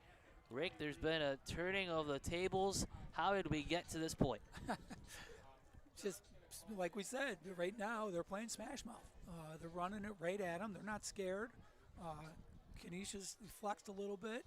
Scranton Prep, the power of momentum is huge. You have that big, tough snap, and then they hit the reverse, and it looked like Canisius was going to stop them. Next thing you know, the reverse goes in for a touchdown. The bench over there, you saw it, Joe. They're alive, jumping out on the field. So this team believes here a little bit. And, if as long as you're squibbing and things like this, they just go straight onside kick. They tried to pooch to pop it up. They don't want to give it to Kimball. They tried to squib. I mean, this time you just try to drill it at one of these guys on the front line, which you got a couple receivers there. And I'm sure Coach Jancy has Canisius prepared for whatever they have in store, but a lot of momentum right now for the Cavaliers. Cavaliers with 2 scores over the last 2 minutes and 26 seconds of game time. Canisius did have a possession. There was the fumble that was recovered beyond the 30-yard line. Cavaliers cash it in, and now we have ourselves a 5-point game. What a way to start high school football coverage week 1 right here on Western New York Athletics. We're so glad that you have joined us this afternoon. The sun has returned. Joe Kraus with you. Rick Tom has returned to the broadcast booth. We had a thriller the last time. Wilson against Portville in the postseason back in 2019. A little squib kick picked up by Canisius at the 44-yard line. Julian Andriola had the big touchdown catch for the Lakeman Rick. And then Declan Ferry with the block heard all around Niagara County. Wilson, the huge win for Coach Atlas. I don't know what it is, Joe. We just love barn burners, man. That's what we do. I mean, you couldn't remember. The biggest thing with that, Portville is way down almost in Pennsylvania. Yes. I think Scranton had a shorter drive than Portville to Wilson that day. But we always have a good time, Joe. Thanks for asking me to do this, and we get to do it all again next week. Yes, sir. Jamestown at St. Joe's, 2 p.m. next Saturday, right here on WNY Athletics. Mark your calendars. Hope you got the popcorn ready. We are still in quarter number 3. It's a handoff to Kimball. Gets to the outside, the open green, crosses midfield, down the sideline to the 30, tries to cut back in, still on his feet, gets to the outside, still at the 20, still at the 15, and finally brought down inside the 10-yard line by what a play from Elijah. Man, you say get the popcorn ready. I was just getting the butter on. Thank you, Coach Krasansky. Comes right back, gives it to the best player, and I'm not taking anything. Kimball just put on a show on one play, but Noah Harrison just blocked his guy probably 20 yards down the field. That corner was taken out. What a block. Whoever the receiver coach is off the top of my head, they're going to be showing that one all year. But again, Elijah Kimball, I don't know, we're going to have to think of him. Franchise, what's his name?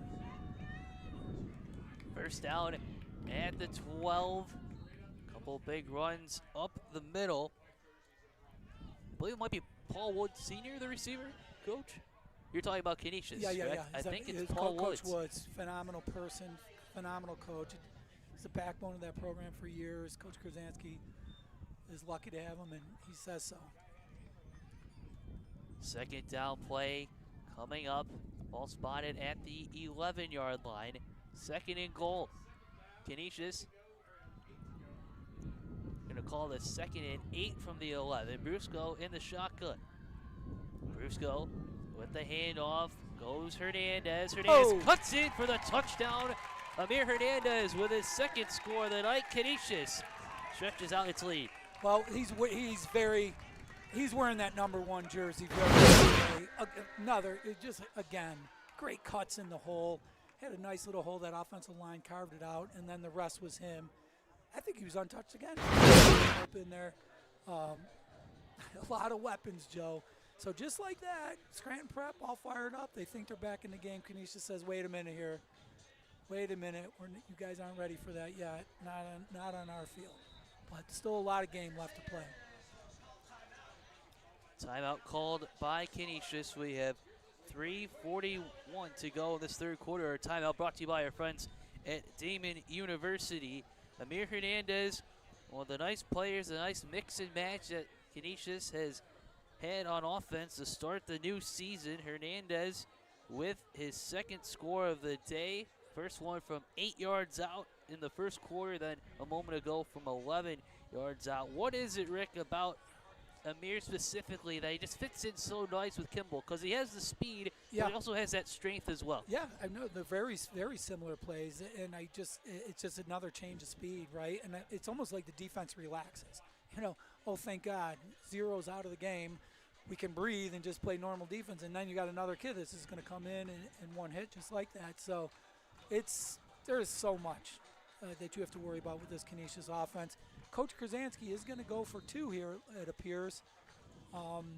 He normally doesn't like to do this too early. He calls it chasing points, but he feels right now he wants to get these 2 points if he can. Currently 32-21 Canisius in front of Scranton Prep. Just a second all-time meeting between the programs. Brusco in the shotgun. Brusco with a quick handoff. Here is Kimball. Almost had the halfback pass, but he'll take it himself. He crosses, it's good. Canisius with the 2-point conversion from Kimball. Now leads Scranton Prep 34-21. 3:41 to go in quarter number 3. Hey, he did get in just on pure athleticism, but was that a throwback, Joe? The way he was open, because Brusco was wide open, and I know that is in their playbook, and I think he just said, the heck with this, I'm just going to go finish it. He's the first guy to the cone. He's having fun out there.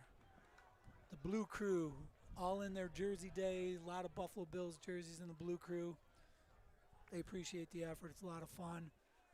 Great fall day, Western New York. Nothing gets better than this. I just can't wait till the apple cider's ready.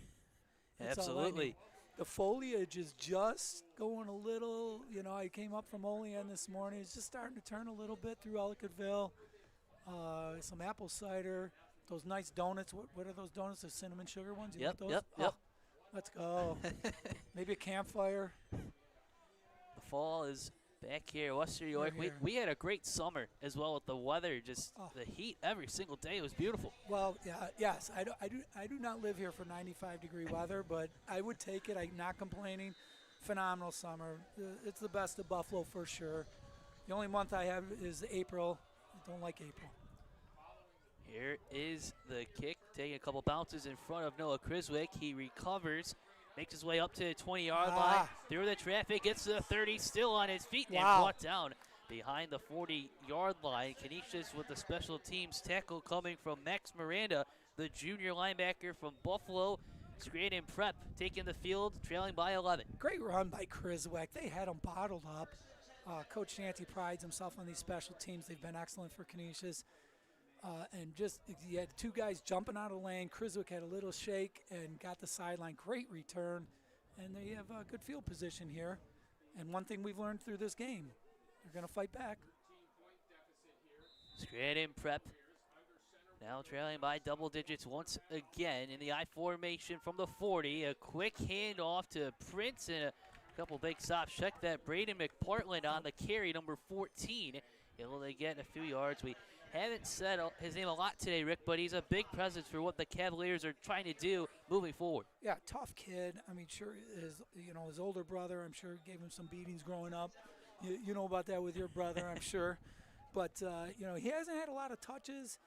We thought he'd be a little bit more involved, but they've been able to run the ball without him. So 5-yard gain, 2nd and 5 from the 45-yard line. Swingle in the shotgun. The handoff to Prince. Gets away from the lineman, then gets a couple of yards. Great pressure from Connor Gain trying to get that first stop. Prince pops out, gets about a 1-yard gain with 3rd down coming up, 3rd and 4. Definitely. He bounced that play out, and they were able to rally to him. Good penetration by Gain there. It's a solid, good-looking kid up top for sure. Bullis. Go ahead. No, I was just going to say big play for Canisius. They want to get off the field right now. 3 and out. Let's go. And same for Scranton Prep. 3rd and 6. The 1-yard loss from the 44-yard line of the Cavaliers. The motion man to Criswick. Criswick makes his way upfield, past midfield to the Canisius 45. It's about the 43-yard line. Making the stop is Terrence Schufer Jr. A big run, another 1st down for the Cavaliers. Ball spotted on the Canisius 45. We have 2:14 and ticking to go in quarter number 3.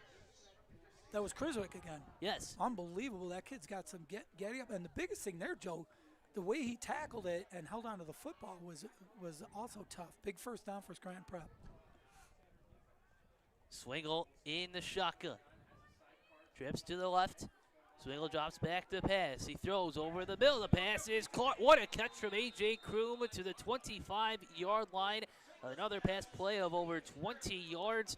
Amir Hernandez with the tackle, but a little gingerly getting back up. What a dime once again for Mr. Swingle. I'll tell you, his moxie is unbelievable. I don't know what coach is going to do next week with these. He's going to have 2 quarterbacks coming out, one a little rusty, and now this guy, he's played fine. He's played fine today, Joe.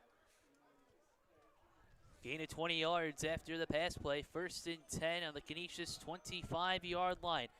Counter run to Noah Criswick. Goes upfield, cuts it, still on his feet, gets close to the 17-yard line.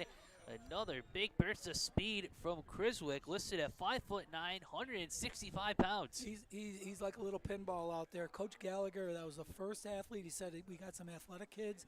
The first name he said was Criswick, and we're seeing why. He started with the kickoff, big 1st down. Now here, he's a tough kid. Gain of 8 on the last scamper from Noah Criswick. 2nd and 2 at the Canisius 17-yard line with just over a minute left in the 3rd. Hand off to Anthony Prince, the star running back once again, but he is bottled up this time right in the trenches. We'll give credit to Owen Scott leading the charge for the Crusaders, but Rick, it appears that Caden Wayne is down with an injury. Yeah, that is not good. Caden Wayne has been all over the place this afternoon. sideline to sideline. That last play, Joe, Javaz Caldwell had penetration, just got a little bit too deep. If he could scrape down there, there's really nothing there. But this is, you never like to see anybody go down, but this is a tough one for Canisius for sure.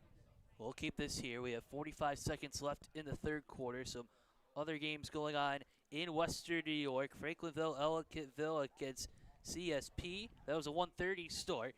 Then at 2 p.m., our current game over on the NFHS Network, Pioneer against Lackawanna. The last update we had, Pioneer had a 7-0 lead over Lackawanna late in the third quarter. We hope to get another one soon.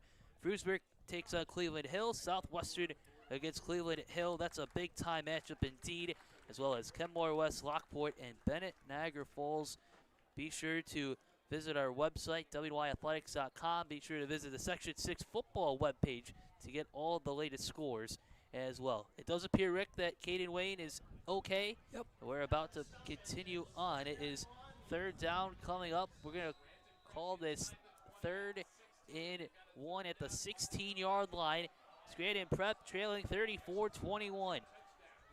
Swingle on the QB keeper. Goes, has room on the right side. A good play. And enough for a first down.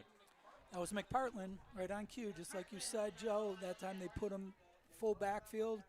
That was old school single wing. Snapped it right to the quarterback, and he took it power. First time we've seen that.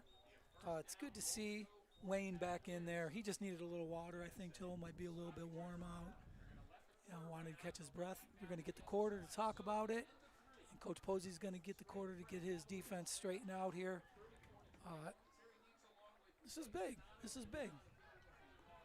Going to the fourth quarter, both teams exchanging 2 scores. The Crusaders of Canisius High School with a 34-21 lead over the visiting Scranton Prep Cavaliers. Do the Cavaliers go back to Erie, Pennsylvania with a comeback victory, or do the Canisius Crusaders hang on and move to 1-0 to start the 2025 campaign? Don't go away. Don't touch the dial. We'll be right back with more action on Western New York Athletics.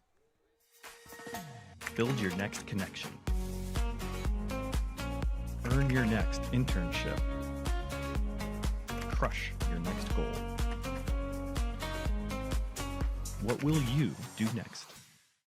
Logistics Plus is a global transportation provider headquartered in Erie, PA with locations worldwide, including right here in Western New York. Logistics Plus is consistently recognized as a fast-growing transportation and logistics company, great supply chain partner, top freight broker, leading project cargo manager, and a great place to work. With a strong passion for excellence, our 500-plus employees put the plus in logistics. For an efficient, personal approach for all of your transportation needs, more information about our Buffalo office is available at logisticsplus.com/Buffalo.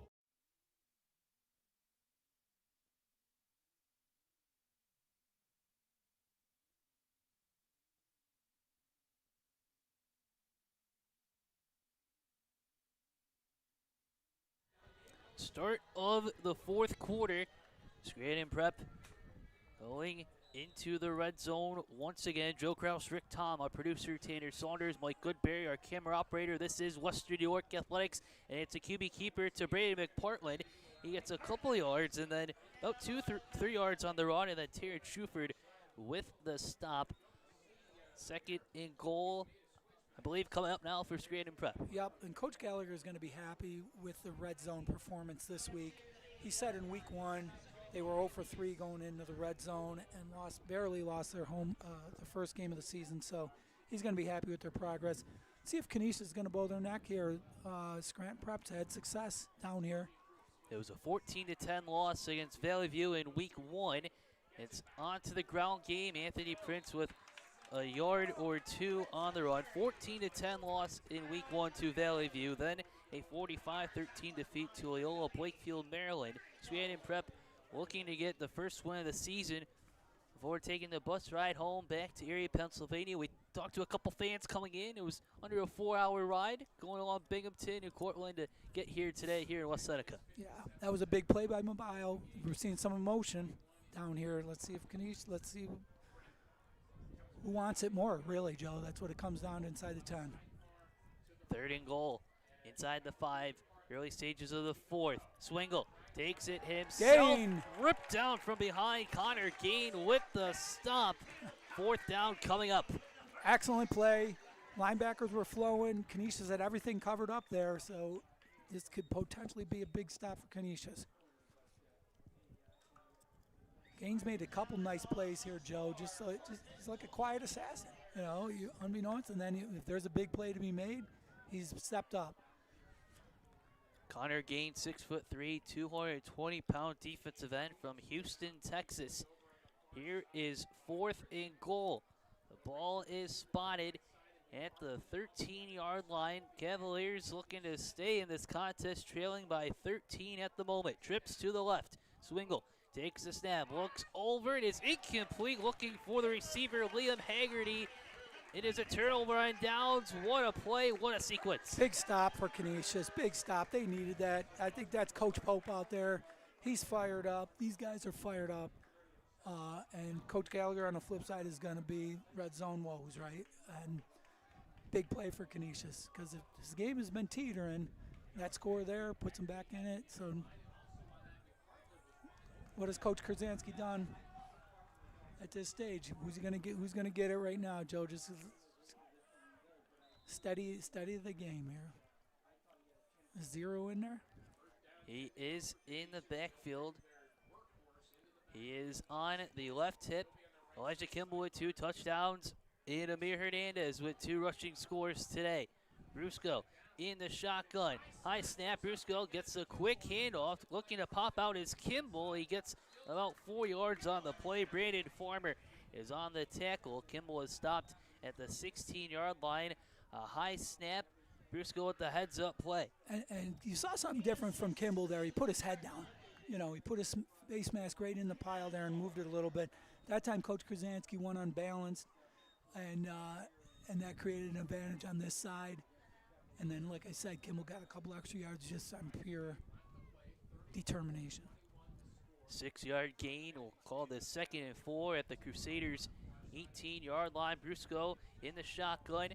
Kimball on his right. Hernandez on Brusco's left. Brusco with the counter run to Hernandez. He keeps his eyes up. Field keeps moving. Stopped at the 25, but we do have a flag on the play. It's got to be. It looked like a holding, usually where they throw it out there. We saw a pancake there. I don't know if the ref felt like he got his hands inside or something. Yeah, Coach Krasinski's not going to be happy with that, especially in the shadows of his own end zone. You just want to be clean, pound it out of there.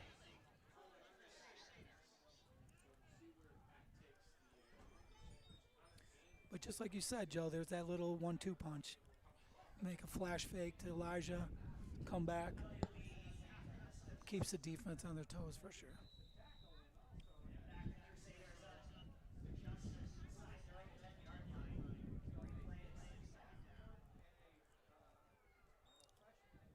So with the penalty, this will be, we'll say, 2nd and 12. Crusaders on their own back door here, Rick, trying to get out of trouble. Scranton Prep looking for a defensive stop. Gabe Oliveira ready to hike in just a moment to Mateo Brusco. Little motion man, and before we get the snap, another flag is called. Delay of game against Canisius. Yep, there was some confusion. You know, I mentioned it earlier. Sometimes we get the formations, you get new guys in different positions, and coach is not. He's telling Mateo what he wanted, what's going on right now, and that did not get communicated. But they got to get the play in now, Coach. Ball is spotted on the 5-yard line. 2nd and 17. See, you don't want to self-destruct, and that's kind of what Canisius is doing here. This is not going to make the coaching staff very happy. 2nd and 17 at the 5-yard line. 8:15 and ticking to go in regulation. Brusco takes a snap, rolls out to his right, gets the open man, but it's incomplete. Looking for Jalen Hawkins on the play. Yep. Brusco just got out there. Probably he was so open. He probably got a little excited. Maybe just slow down a little bit. Beg your pardon, Rick. Sorry to cut you off. It's okay. Noah Harrison, the intended receiver on the outside. Yep. I'd go to him too. He's been having a well of a game, hasn't he? So now you got a third and long.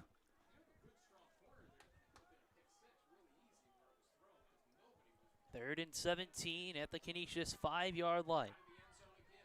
Brusco in the shotgun, standing right on the goal line. Kimball right next to him on his left. Brusco looks downfield, going for the deep ball. It is almost intercepted. Liam Haggerty breaking up the play with some help from teammate Zach Skolblick. Amir Hernandez, the intended receiver on the play. Fourth down, the punt team coming out for Canisius. It was a great play, again, by number 10 over here. We had Jason Love, he's like, Coach, I'm open, but, the quarterback's sorting everything out.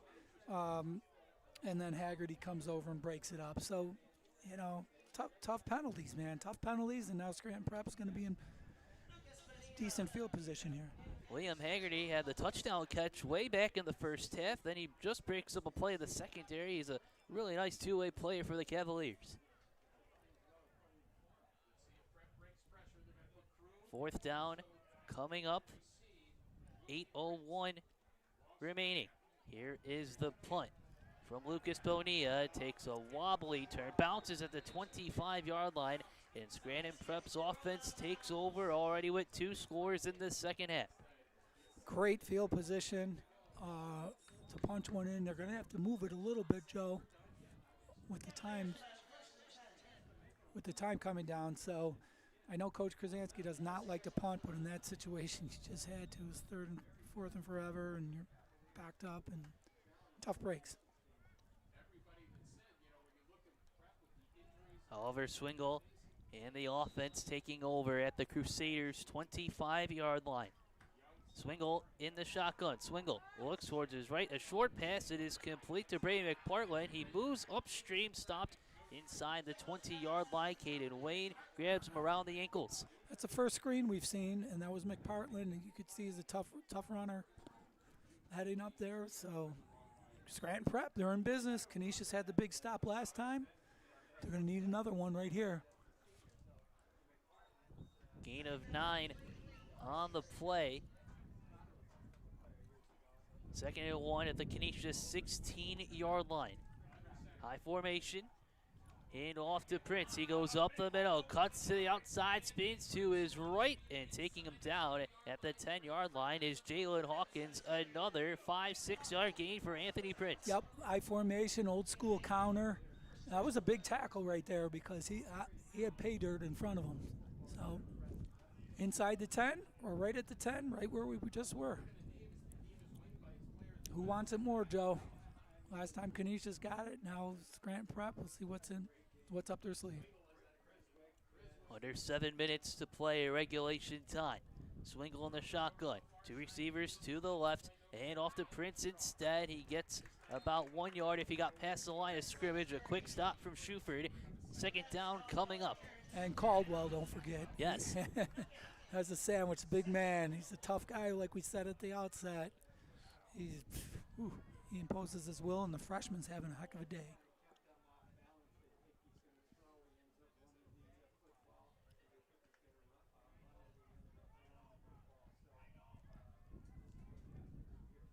Second and goal at the 10-yard line. Swingle in the shotgun. Prince on Swingle's left hip. 2 receivers to the left.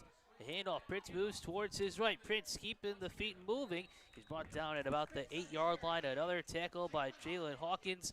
Third and goal at the 8-yard line coming up for Scranton Prep. Jalen Hawkins is just everywhere, and what another great tackle and open. They had the whole side, the perimeter sealed off, and Hawkins steps up, and Shoestring brings him right down, and here we go again, third and goal.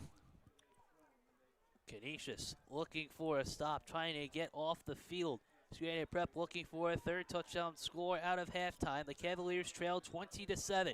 Trips to the left. Swingle looks towards his right. The pass is caught, and it is a touchdown for Braden McPartland. The 8-yard score. Braden steps up at the right time, and the Cavaliers are back in it. Yep, and every time he touches the ball, it's like a little. That time he just kind of snuck out, blocking, sealing out of that wing position. Canisius just kind of lost track of him. Wide open, touchdown, and here we go. Back at it. What do we got, Joe? What does that say? 5:21 left in the game, so. Second touchdown pass for Oliver Swingle in his debut, and he connects with the veteran Braden McPartland. Extra point attempt on the way, and it is good for Tyler Bianchi.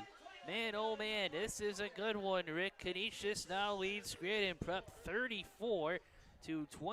The Cavaliers with 21 points out of the halftime. When we think one team is taking over the game, Joe, something wild happens, penalty, snap, something out of the ordinary happens, and boom, the momentum shifts that quickly. So here we go. Scranton again. They're going to squib it of some sort. Do they just go straight on side? Coach Chancey's talking to these guys right now on the kick return. And then Canisius just kind of, they got to have no penalties, go down and salt this one away.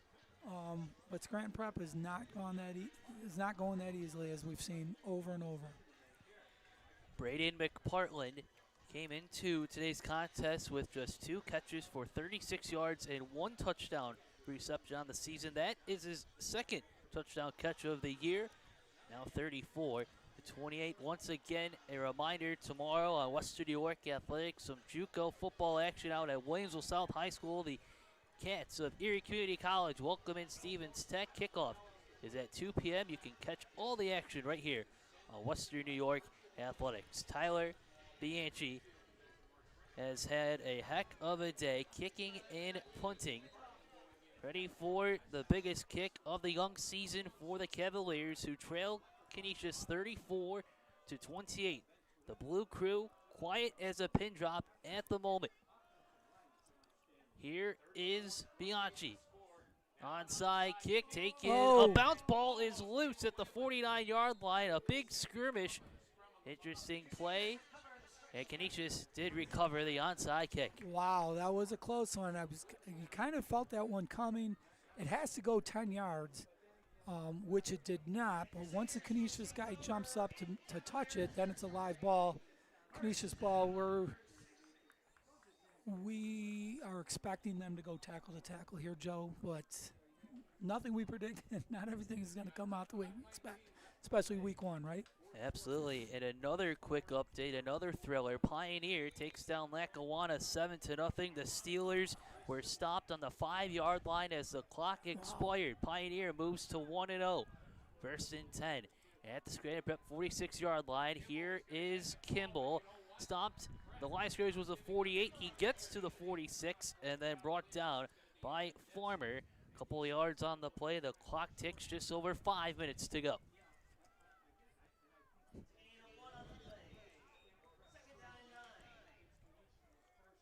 Coach Krasansky notoriously is not real conservative offensive coach, but the way things are going today, I wouldn't be surprised just to pound it straight up.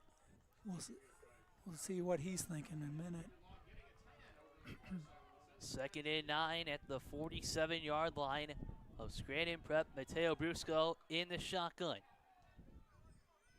Kimball, the lone man in the backfield. He gets a handoff, moves towards his right through the traffic. The Cavaliers closing the wall quickly that time. A host of defenders on the play, including number 5, Brandon Farmer, once again. They really had him bottled up, and just Elijah just was bouncing around in there and moves the pile forward. This will set up 3rd and 4 at the Scranton Prep 42-yard line. We are approaching 4 minutes and ticking here in West Seneca. This is going to be 2-down territory to me, Joe, and why not give it to Kimball twice? I'd go with that, wouldn't you? Brusco is in the shotgun. Kimball is right next to him. Brusco drops back to pass. It is a low pass. It is incomplete. Mateo Brusco looking for his receiver. Noah Harrison on the play. 4th down, coming up 4th and 4 at the Scranton Prep 42. Well, I made my prediction as a defensive coach, right? I told you Coach Krasansky is not conservative, so he throws it to his best receiver, and they just misfired. He had him wide open, just like Coach expected. Now we got 4th and 4. So big play for Canisius right now, holding on to a 34-28 lead with 3:44 to go. Brusco in the shotgun, 2 receivers to Brusco's left. The handoff up to Kimball. He gets to the 40. He is brought down short. A big time play from the defense. Caleb Pagnotti and Owen Dederka teaming up. It's a turnover on downs with 3:39 to go. Wow, what a play by 50. Unreal, stopping Elijah. Pagnotti's had a great game, both sides of the ball, and that was the big play of the game as of now. Now it's going to be up to the Canisius defense. Not much time, although Scranton Prep has hit some plays, but more play action type of things down the field. Who's going to step up, Joe? 3 drives for the Cavaliers in the second half, all ending in scores. Swingle in the shotgun. Swingle looks downfield. He throws over the middle to the open receiver. It's incomplete, just out of the reach of his top target, Liam Haggerty, who had the open daylight. Holy mo! I'm glad I'm up here, Joe. I think I'd have a heart attack right now. He had all day to throw. That was the first time where he had a lunch back there.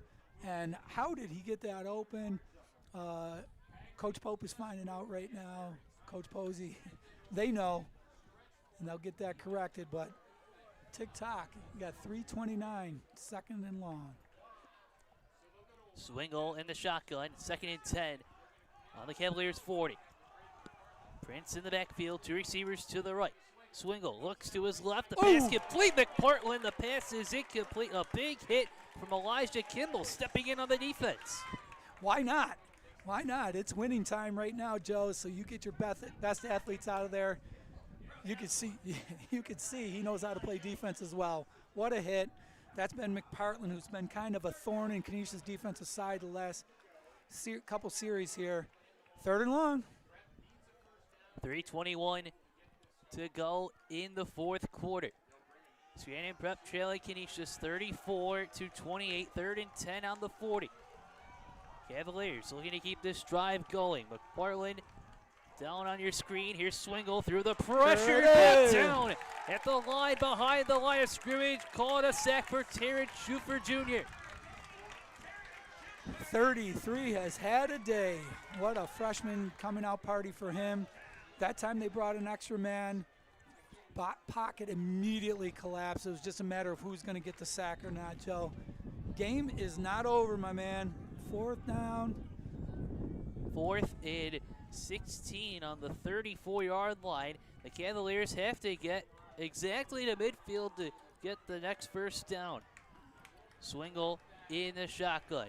Empty backfield for the sophomore. 2 receivers to the left, 2 receivers to the right. Canisius looking to send everyone into the box, but first, a timeout is called as we have 2.5 minutes to go in regulation. Yeah, that time it was interesting. It looks like Canisius was not going to be blitzing unless it was something late, and that's exactly what Coach Gallagher wanted to take a look at, how they were going to defend them here. There's been some coaches that just leave 4 D-backs right at the 50, they're right at the sticks, and then, nobody gets by you, and if they catch it in front of them, just tackle it. So I don't know what they're discussing defensively, if they are going to blitz the guy, or they're just going to get pressure with 4. He has been rushed all day long, so I'm sure they're confident with that. Big play, Joe. Big play indeed. 4th down and 16 yards to go for Scranton Prep. Ball on the Cavaliers' 34-yard line. 3 drives, 3 scores for the Cavaliers in the second half. Anthony Pierce, the 3-yard run, started off. Scranton Prep trailed 20-7 at halftime. Anthony Pierce, the 3-yard run. Noah Krinswick with the 33-yard run.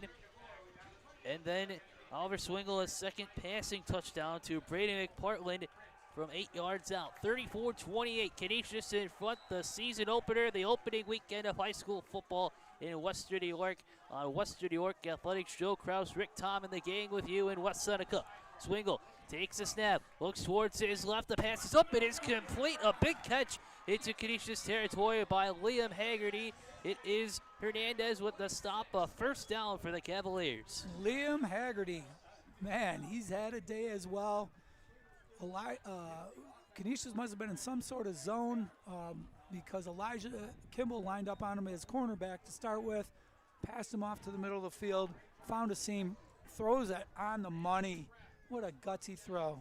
Gain of 19 on the pass play. 1st and 10 from the Canisius 47. Swingle in the pocket, pressured from behind for a moment, then steps up, gets about a yard or two, but a big stop from Javez Caldwell. Javez Caldwell. We said his name early. We said it often, and now it's big time play of the game. Swindell did a great job holding on to the ball again. That was, they're hitting in there. Protecting that ball has been big. Swingle was able to get to the line of scrimmage. 2nd and 10 coming up on the Canisius 47-yard line. We are approaching 90 seconds left in regulation time. Swingle in the shotgun. Swingle takes the snap, looks, makes the play to McPartland. Ball is loose and out of bounds. Incomplete. McPartland just got lit up by Darnell Gallimore, and also on the hit was Jalen Hawkins. Hawkins is a hitting machine. I just love this kid. When there's a play to be made out there, you better get your head on the swivel because he will come up and stick you. 3rd and long. Scranton Prep just keeps answering the bell every time. We just think, okay, this is going to be it for them. They just keep fighting. Now we're down to 118. 3rd and long. 3rd and 10 from the Canisius 47-yard line. Swingle in the shotgun. Swingle takes the snap, looks, steps up, fires a high wobbly pass. It's intercepted by Canisius. The Crusaders going down the sideline. Amir Hernandez into the 30. And what a play for Amir Hernandez and the Canisius Crusaders wearing the special number 1 jersey. There it is. Somebody is smiling down on number 1 jersey. Amir Hernandez is fitting. Looks like he's hopefully just cramping up Joe. Coming off, but a big play for him. In that situation, you want to just go down. The coaches will correct that. Just go down and not risk a turnover. But what a game this has been, right down to the end. And we're not done yet. Still have some time. 1:08. Yes, 1:08 to go. Amir Hernandez with 2 rushing scores, and then the interception. Still some time left. Scranton Prep looking to get another stop from its defense. A valiant effort between 2 teams. Only the 2nd meeting all time. Last year, Canisius had the 39-25 victory. But Scranton Prep, a very strong performance. Canisius able to get a big play defensively that they were waiting for today, Rick. I'm sorry, Joe. I was trying to listen to the call. Dead ball foul. There must have been some taunting, something over there, Joe. I'm sorry. What did just Canisius getting the big stop defensively at the right moment. Yes, yes, yeah, absolutely. They've been dodging. Scranton Prep's been keeping this alive. You just, like I said, this has been a really good game. Looks like they're going to salt this one away. Scranton Prep will be back in action on September 12th. Home contest against Delaware Valley High School. Canisius will hit the road to Ohio to take on Ironton next Saturday, the 13th. High formation for Canisius. Brusco, the quick handoff, looking to make a cut up to midfield, a couple of yards right to midfield. On the carry this time is Dalen Floyd. The clock continues to tick. We're under a minute left. And now a timeout has been taken by Scranton Prep. Yep, trying to just keep this game, prolong the game. You never know. They're going to be tackling the football. Second man, try to keep the guy up. Dig the football out, scoop and score, or at least give yourself a chance to get a couple more plays. The way this has been going, Joe, I am not going anywhere. I'm sure the coaches feel the same way. They're just hanging on. Just when we think they've established control, it's been back and forth game, fun to watch. But this Ironton in Ohio, I guess, is just another dominant team from Ohio. So Canisius is going to have their work cut out for them. This first game is always tough. You want to get it out of your way. You want to get the jitters out. There's a lot of things that they're going to want to clean up, including some of those penalties. A lot of things they did well. And this is what makes football fun. You want to get better every day.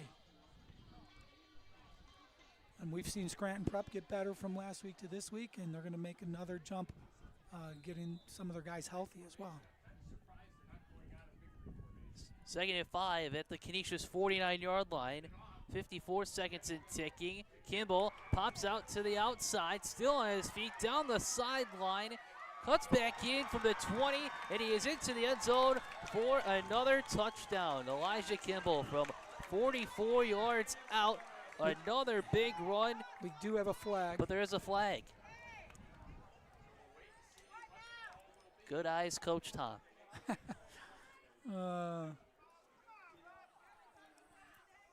I just happened to look up. It got stuck in the sun.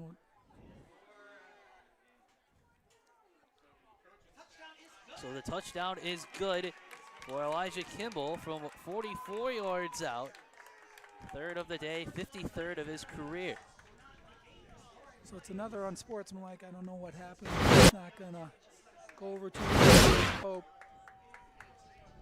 He's big on discipline and, doing the right thing. So unnecessary.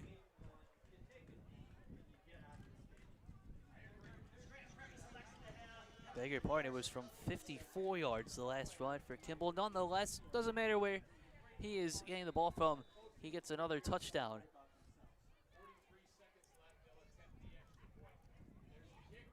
Extra point attempt on the way and good from Lucas Bonilla. We'll count this up right here, Rick. Brusco with a touchdown run. Hernandez with the 8-yard score. Kimball. So that is 4. Hernandez with 5, and Kimball once again his third. 6 rushing scores for the Canisius Crusaders in this one. They're now on top 41-28 with 42 seconds to go. I imagine, Rick, and you'll probably ask Craig later on, I'm guessing he's really pleased with the 6 rushing scores on offense? Yeah, I'm sure he's going to be. I'm sure the offensive line is going to be very happy about that. And it's almost like they scored too quick. Because I always said what makes a good defense is the offense that stays on the field, right? But just they got so many skilled players this season, so many offensive weapons. Defensively, they got major talent, and you need to play a game, get out there. You get tired of, they scrimmage a couple teams. I know they went to Rochester, but it's never like a real game with referees and all that stuff. So week 1, you work the kinks out. They had several times where it could have been just an easy ride home, but they made it a little exciting to the end. They want to just make it exciting for the fans, right? Just keep them in there. But a lot of credit goes to Scranton Prep. They never quit. It was several times they could have, and it was a great high school football game. Best of luck to Terry Gallagher and the Cavaliers as they head home after this contest. Here is the return from the up man, Noah Criswick. He is brought down into the Canisius bench, and now some flags on the Canisius sideline. The Cavaliers do have a promising future. I think that's fair to say, with whether it's Swingle or Will McPartland expected to come right back. You have Noah Criswick and Braden McPartland in the receiving corps. Some big plays on defense. This is a really good team as they head back to Erie. Is there anything that you would say or to take away from their time here? Yeah, no. They went toe-to-toe with the big boy. We were talking to some of the guys from Scranton before the game, and they thought they were going to be in for a long day, but, they definitely showed some pride out here and resilience and toughness and all the things that Coach Gallagher, preaches. And this is a championship level team. They're a smaller school than Canisius, so they're going to fit in fine. Like you said, not only the skill guys are getting their linemen back too, the big guys. So there's a lot for them to. They had a pretty good game here today. 39 seconds remaining. Swingle in the shotgun, 2 receivers to the left. Swingle drops back to pass. He throws, and it is incomplete. The intended receiver, Sean McCormick, on the play. Our clock is down to 35 seconds to go. Well, this is good too because the Crusaders can get some guys out here that work really hard. I see Teddy Marks out there, 55.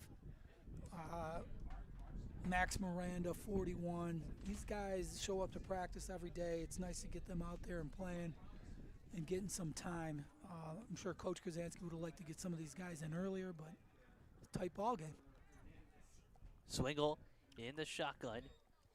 2 on the left, 2 on the right. The handoff to Anthony Prince. He pops out to the outside, gets to the 30, still on his feet at the 35, and brought down just past the 40 by the guy you just mentioned, Rick. Max Miranda on the stop. One last run, 25 seconds to go. And great hustle by Max. I mean, this is a credit to the defensive coaches. Whoever steps on the field is always running to the ball, hustling, and that's a big tackle for him.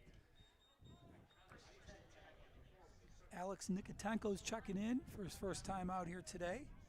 He's getting a little bit of a run his senior year. Drifts to the right, 15 seconds to go. Swingle looks, one last pass down the middle. It is incomplete, just out of the hands of Aiden Straw, the senior.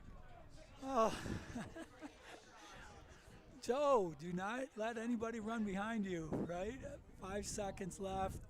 You know, like we said, we're going to learn. We're going to learn. We got some guys back there. And just missed them. That ball was on the money. We're down to the final 5 seconds here at West Seneca today. Sunny skies, a great crowd on hand. The Blue Crew is here. Scranton Prep did a great job traveling as well. The first Saturday of September.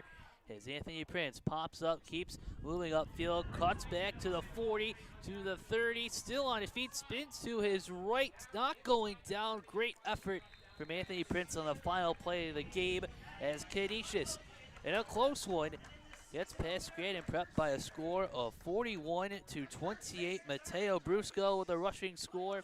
Elijah Kimball with 3, Amir Hernandez with 2, and the game-winning interception with 1:08 left to play. Oliver Swingle with the 2 touchdown passes in his varsity debut. Rick, your final thoughts before we thank our sponsors once again. Well, there's a lot to work with here today. It was fun coming out here with you, Joe. Thank you so much. Congratulations, Coach Krasansky and his staff. Great job. Give credit to Coach Gallagher for bringing Scranton Prep down. 2 great Jesuit schools, both doing the right thing, trying to develop men through the game of football, and it was a fun day for sure. 41-28 the final. Canisius over Scranton Prep, as we would like to thank once again our sponsors for this contest. Damon University, a private, non-sectarian university in Amherst, New York, offering undergraduate and graduate level degrees. We encourage our students to be creative, innovative, ethically minded leaders for an ever-changing, diverse, and interconnected world. Visit damon.edu to schedule a tour today. Richmond Vona LLC is committed to you. Being involved in a serious accident creates a whirlwind of changes. We know how serious the effects of a car accident can be on the victims and their families. At Richmond Vona LLC, we have helped our clients recover over $175 million. We have the skills and experience needed to handle a full range of car accident claims, including those with multiple parties and catastrophic injuries. Call 716-671-4341 for your free consultation today, or visit richmondvona.com. Logistics Plus of Buffalo, For all of your transportation needs, full truckload, LTL, dedicated, and drop trailer moves, Logistics Plus Buffalo is a one-stop shop. Email buffalo@logisticsplus.com for your next shipment or warehousing needs. G&G Fitness. G&G Fitness Equipment is a full-service provider of specialty home and commercial fitness equipment. Since 1990, the G&G Fitness companies have evolved into one of the premier sources of fitness solutions in the United States. Locations in Buffalo, Rochester, and Syracuse. Visit livefit.com. Wingnuts Buffalo, located near the Buffalo Airport at 4600 Genesee Street. Dine in or order for takeout. Open Monday through Sunday, 11 a.m. through 10 p.m. Visit wingnutsbuffalo.com. SUNY Cortland. From your first steps on campus, you'll feel the spirit of Cortland. It's an energy that extends from the classroom to competition to the community. SUNY Cortland stands out as one of New York's top public universities, a medium-sized school that offers academic strength across 68 majors, a high quality of student life, and a degree that pays back graduates. Visit www.cortland.edu to schedule a visit today. And we would also like to thank Pathfinder College Planning, Dan Cha-Cha, Injury Attorneys, 510 Toy Shop and Sports Cards, The Mental Match with Sam Recco, as well as Canisius High School in Buffalo, New York, St. Joseph's Collegiate Institute in Buffalo, New York, and St. Francis High School in Athol Springs, New York. Once again, our final score, Canisius with a 41-28 victory over Scranton Prep in its season opener. Big thanks once again to my partner, Rick Tom, the first time in 6 years. We'll be back in action next Saturday when the Jamestown Red and Green visit the St. Joe's Marauders on Kenmore Avenue, as well as a big thank you to our producer, Tanner Saunders, and our cameraman enjoying the sunshine and the breeze, Mike Goodberry. This is Joe Crouch signing off. We thank you all for tuning in. You have been watching high school football action on Western New York Athletics.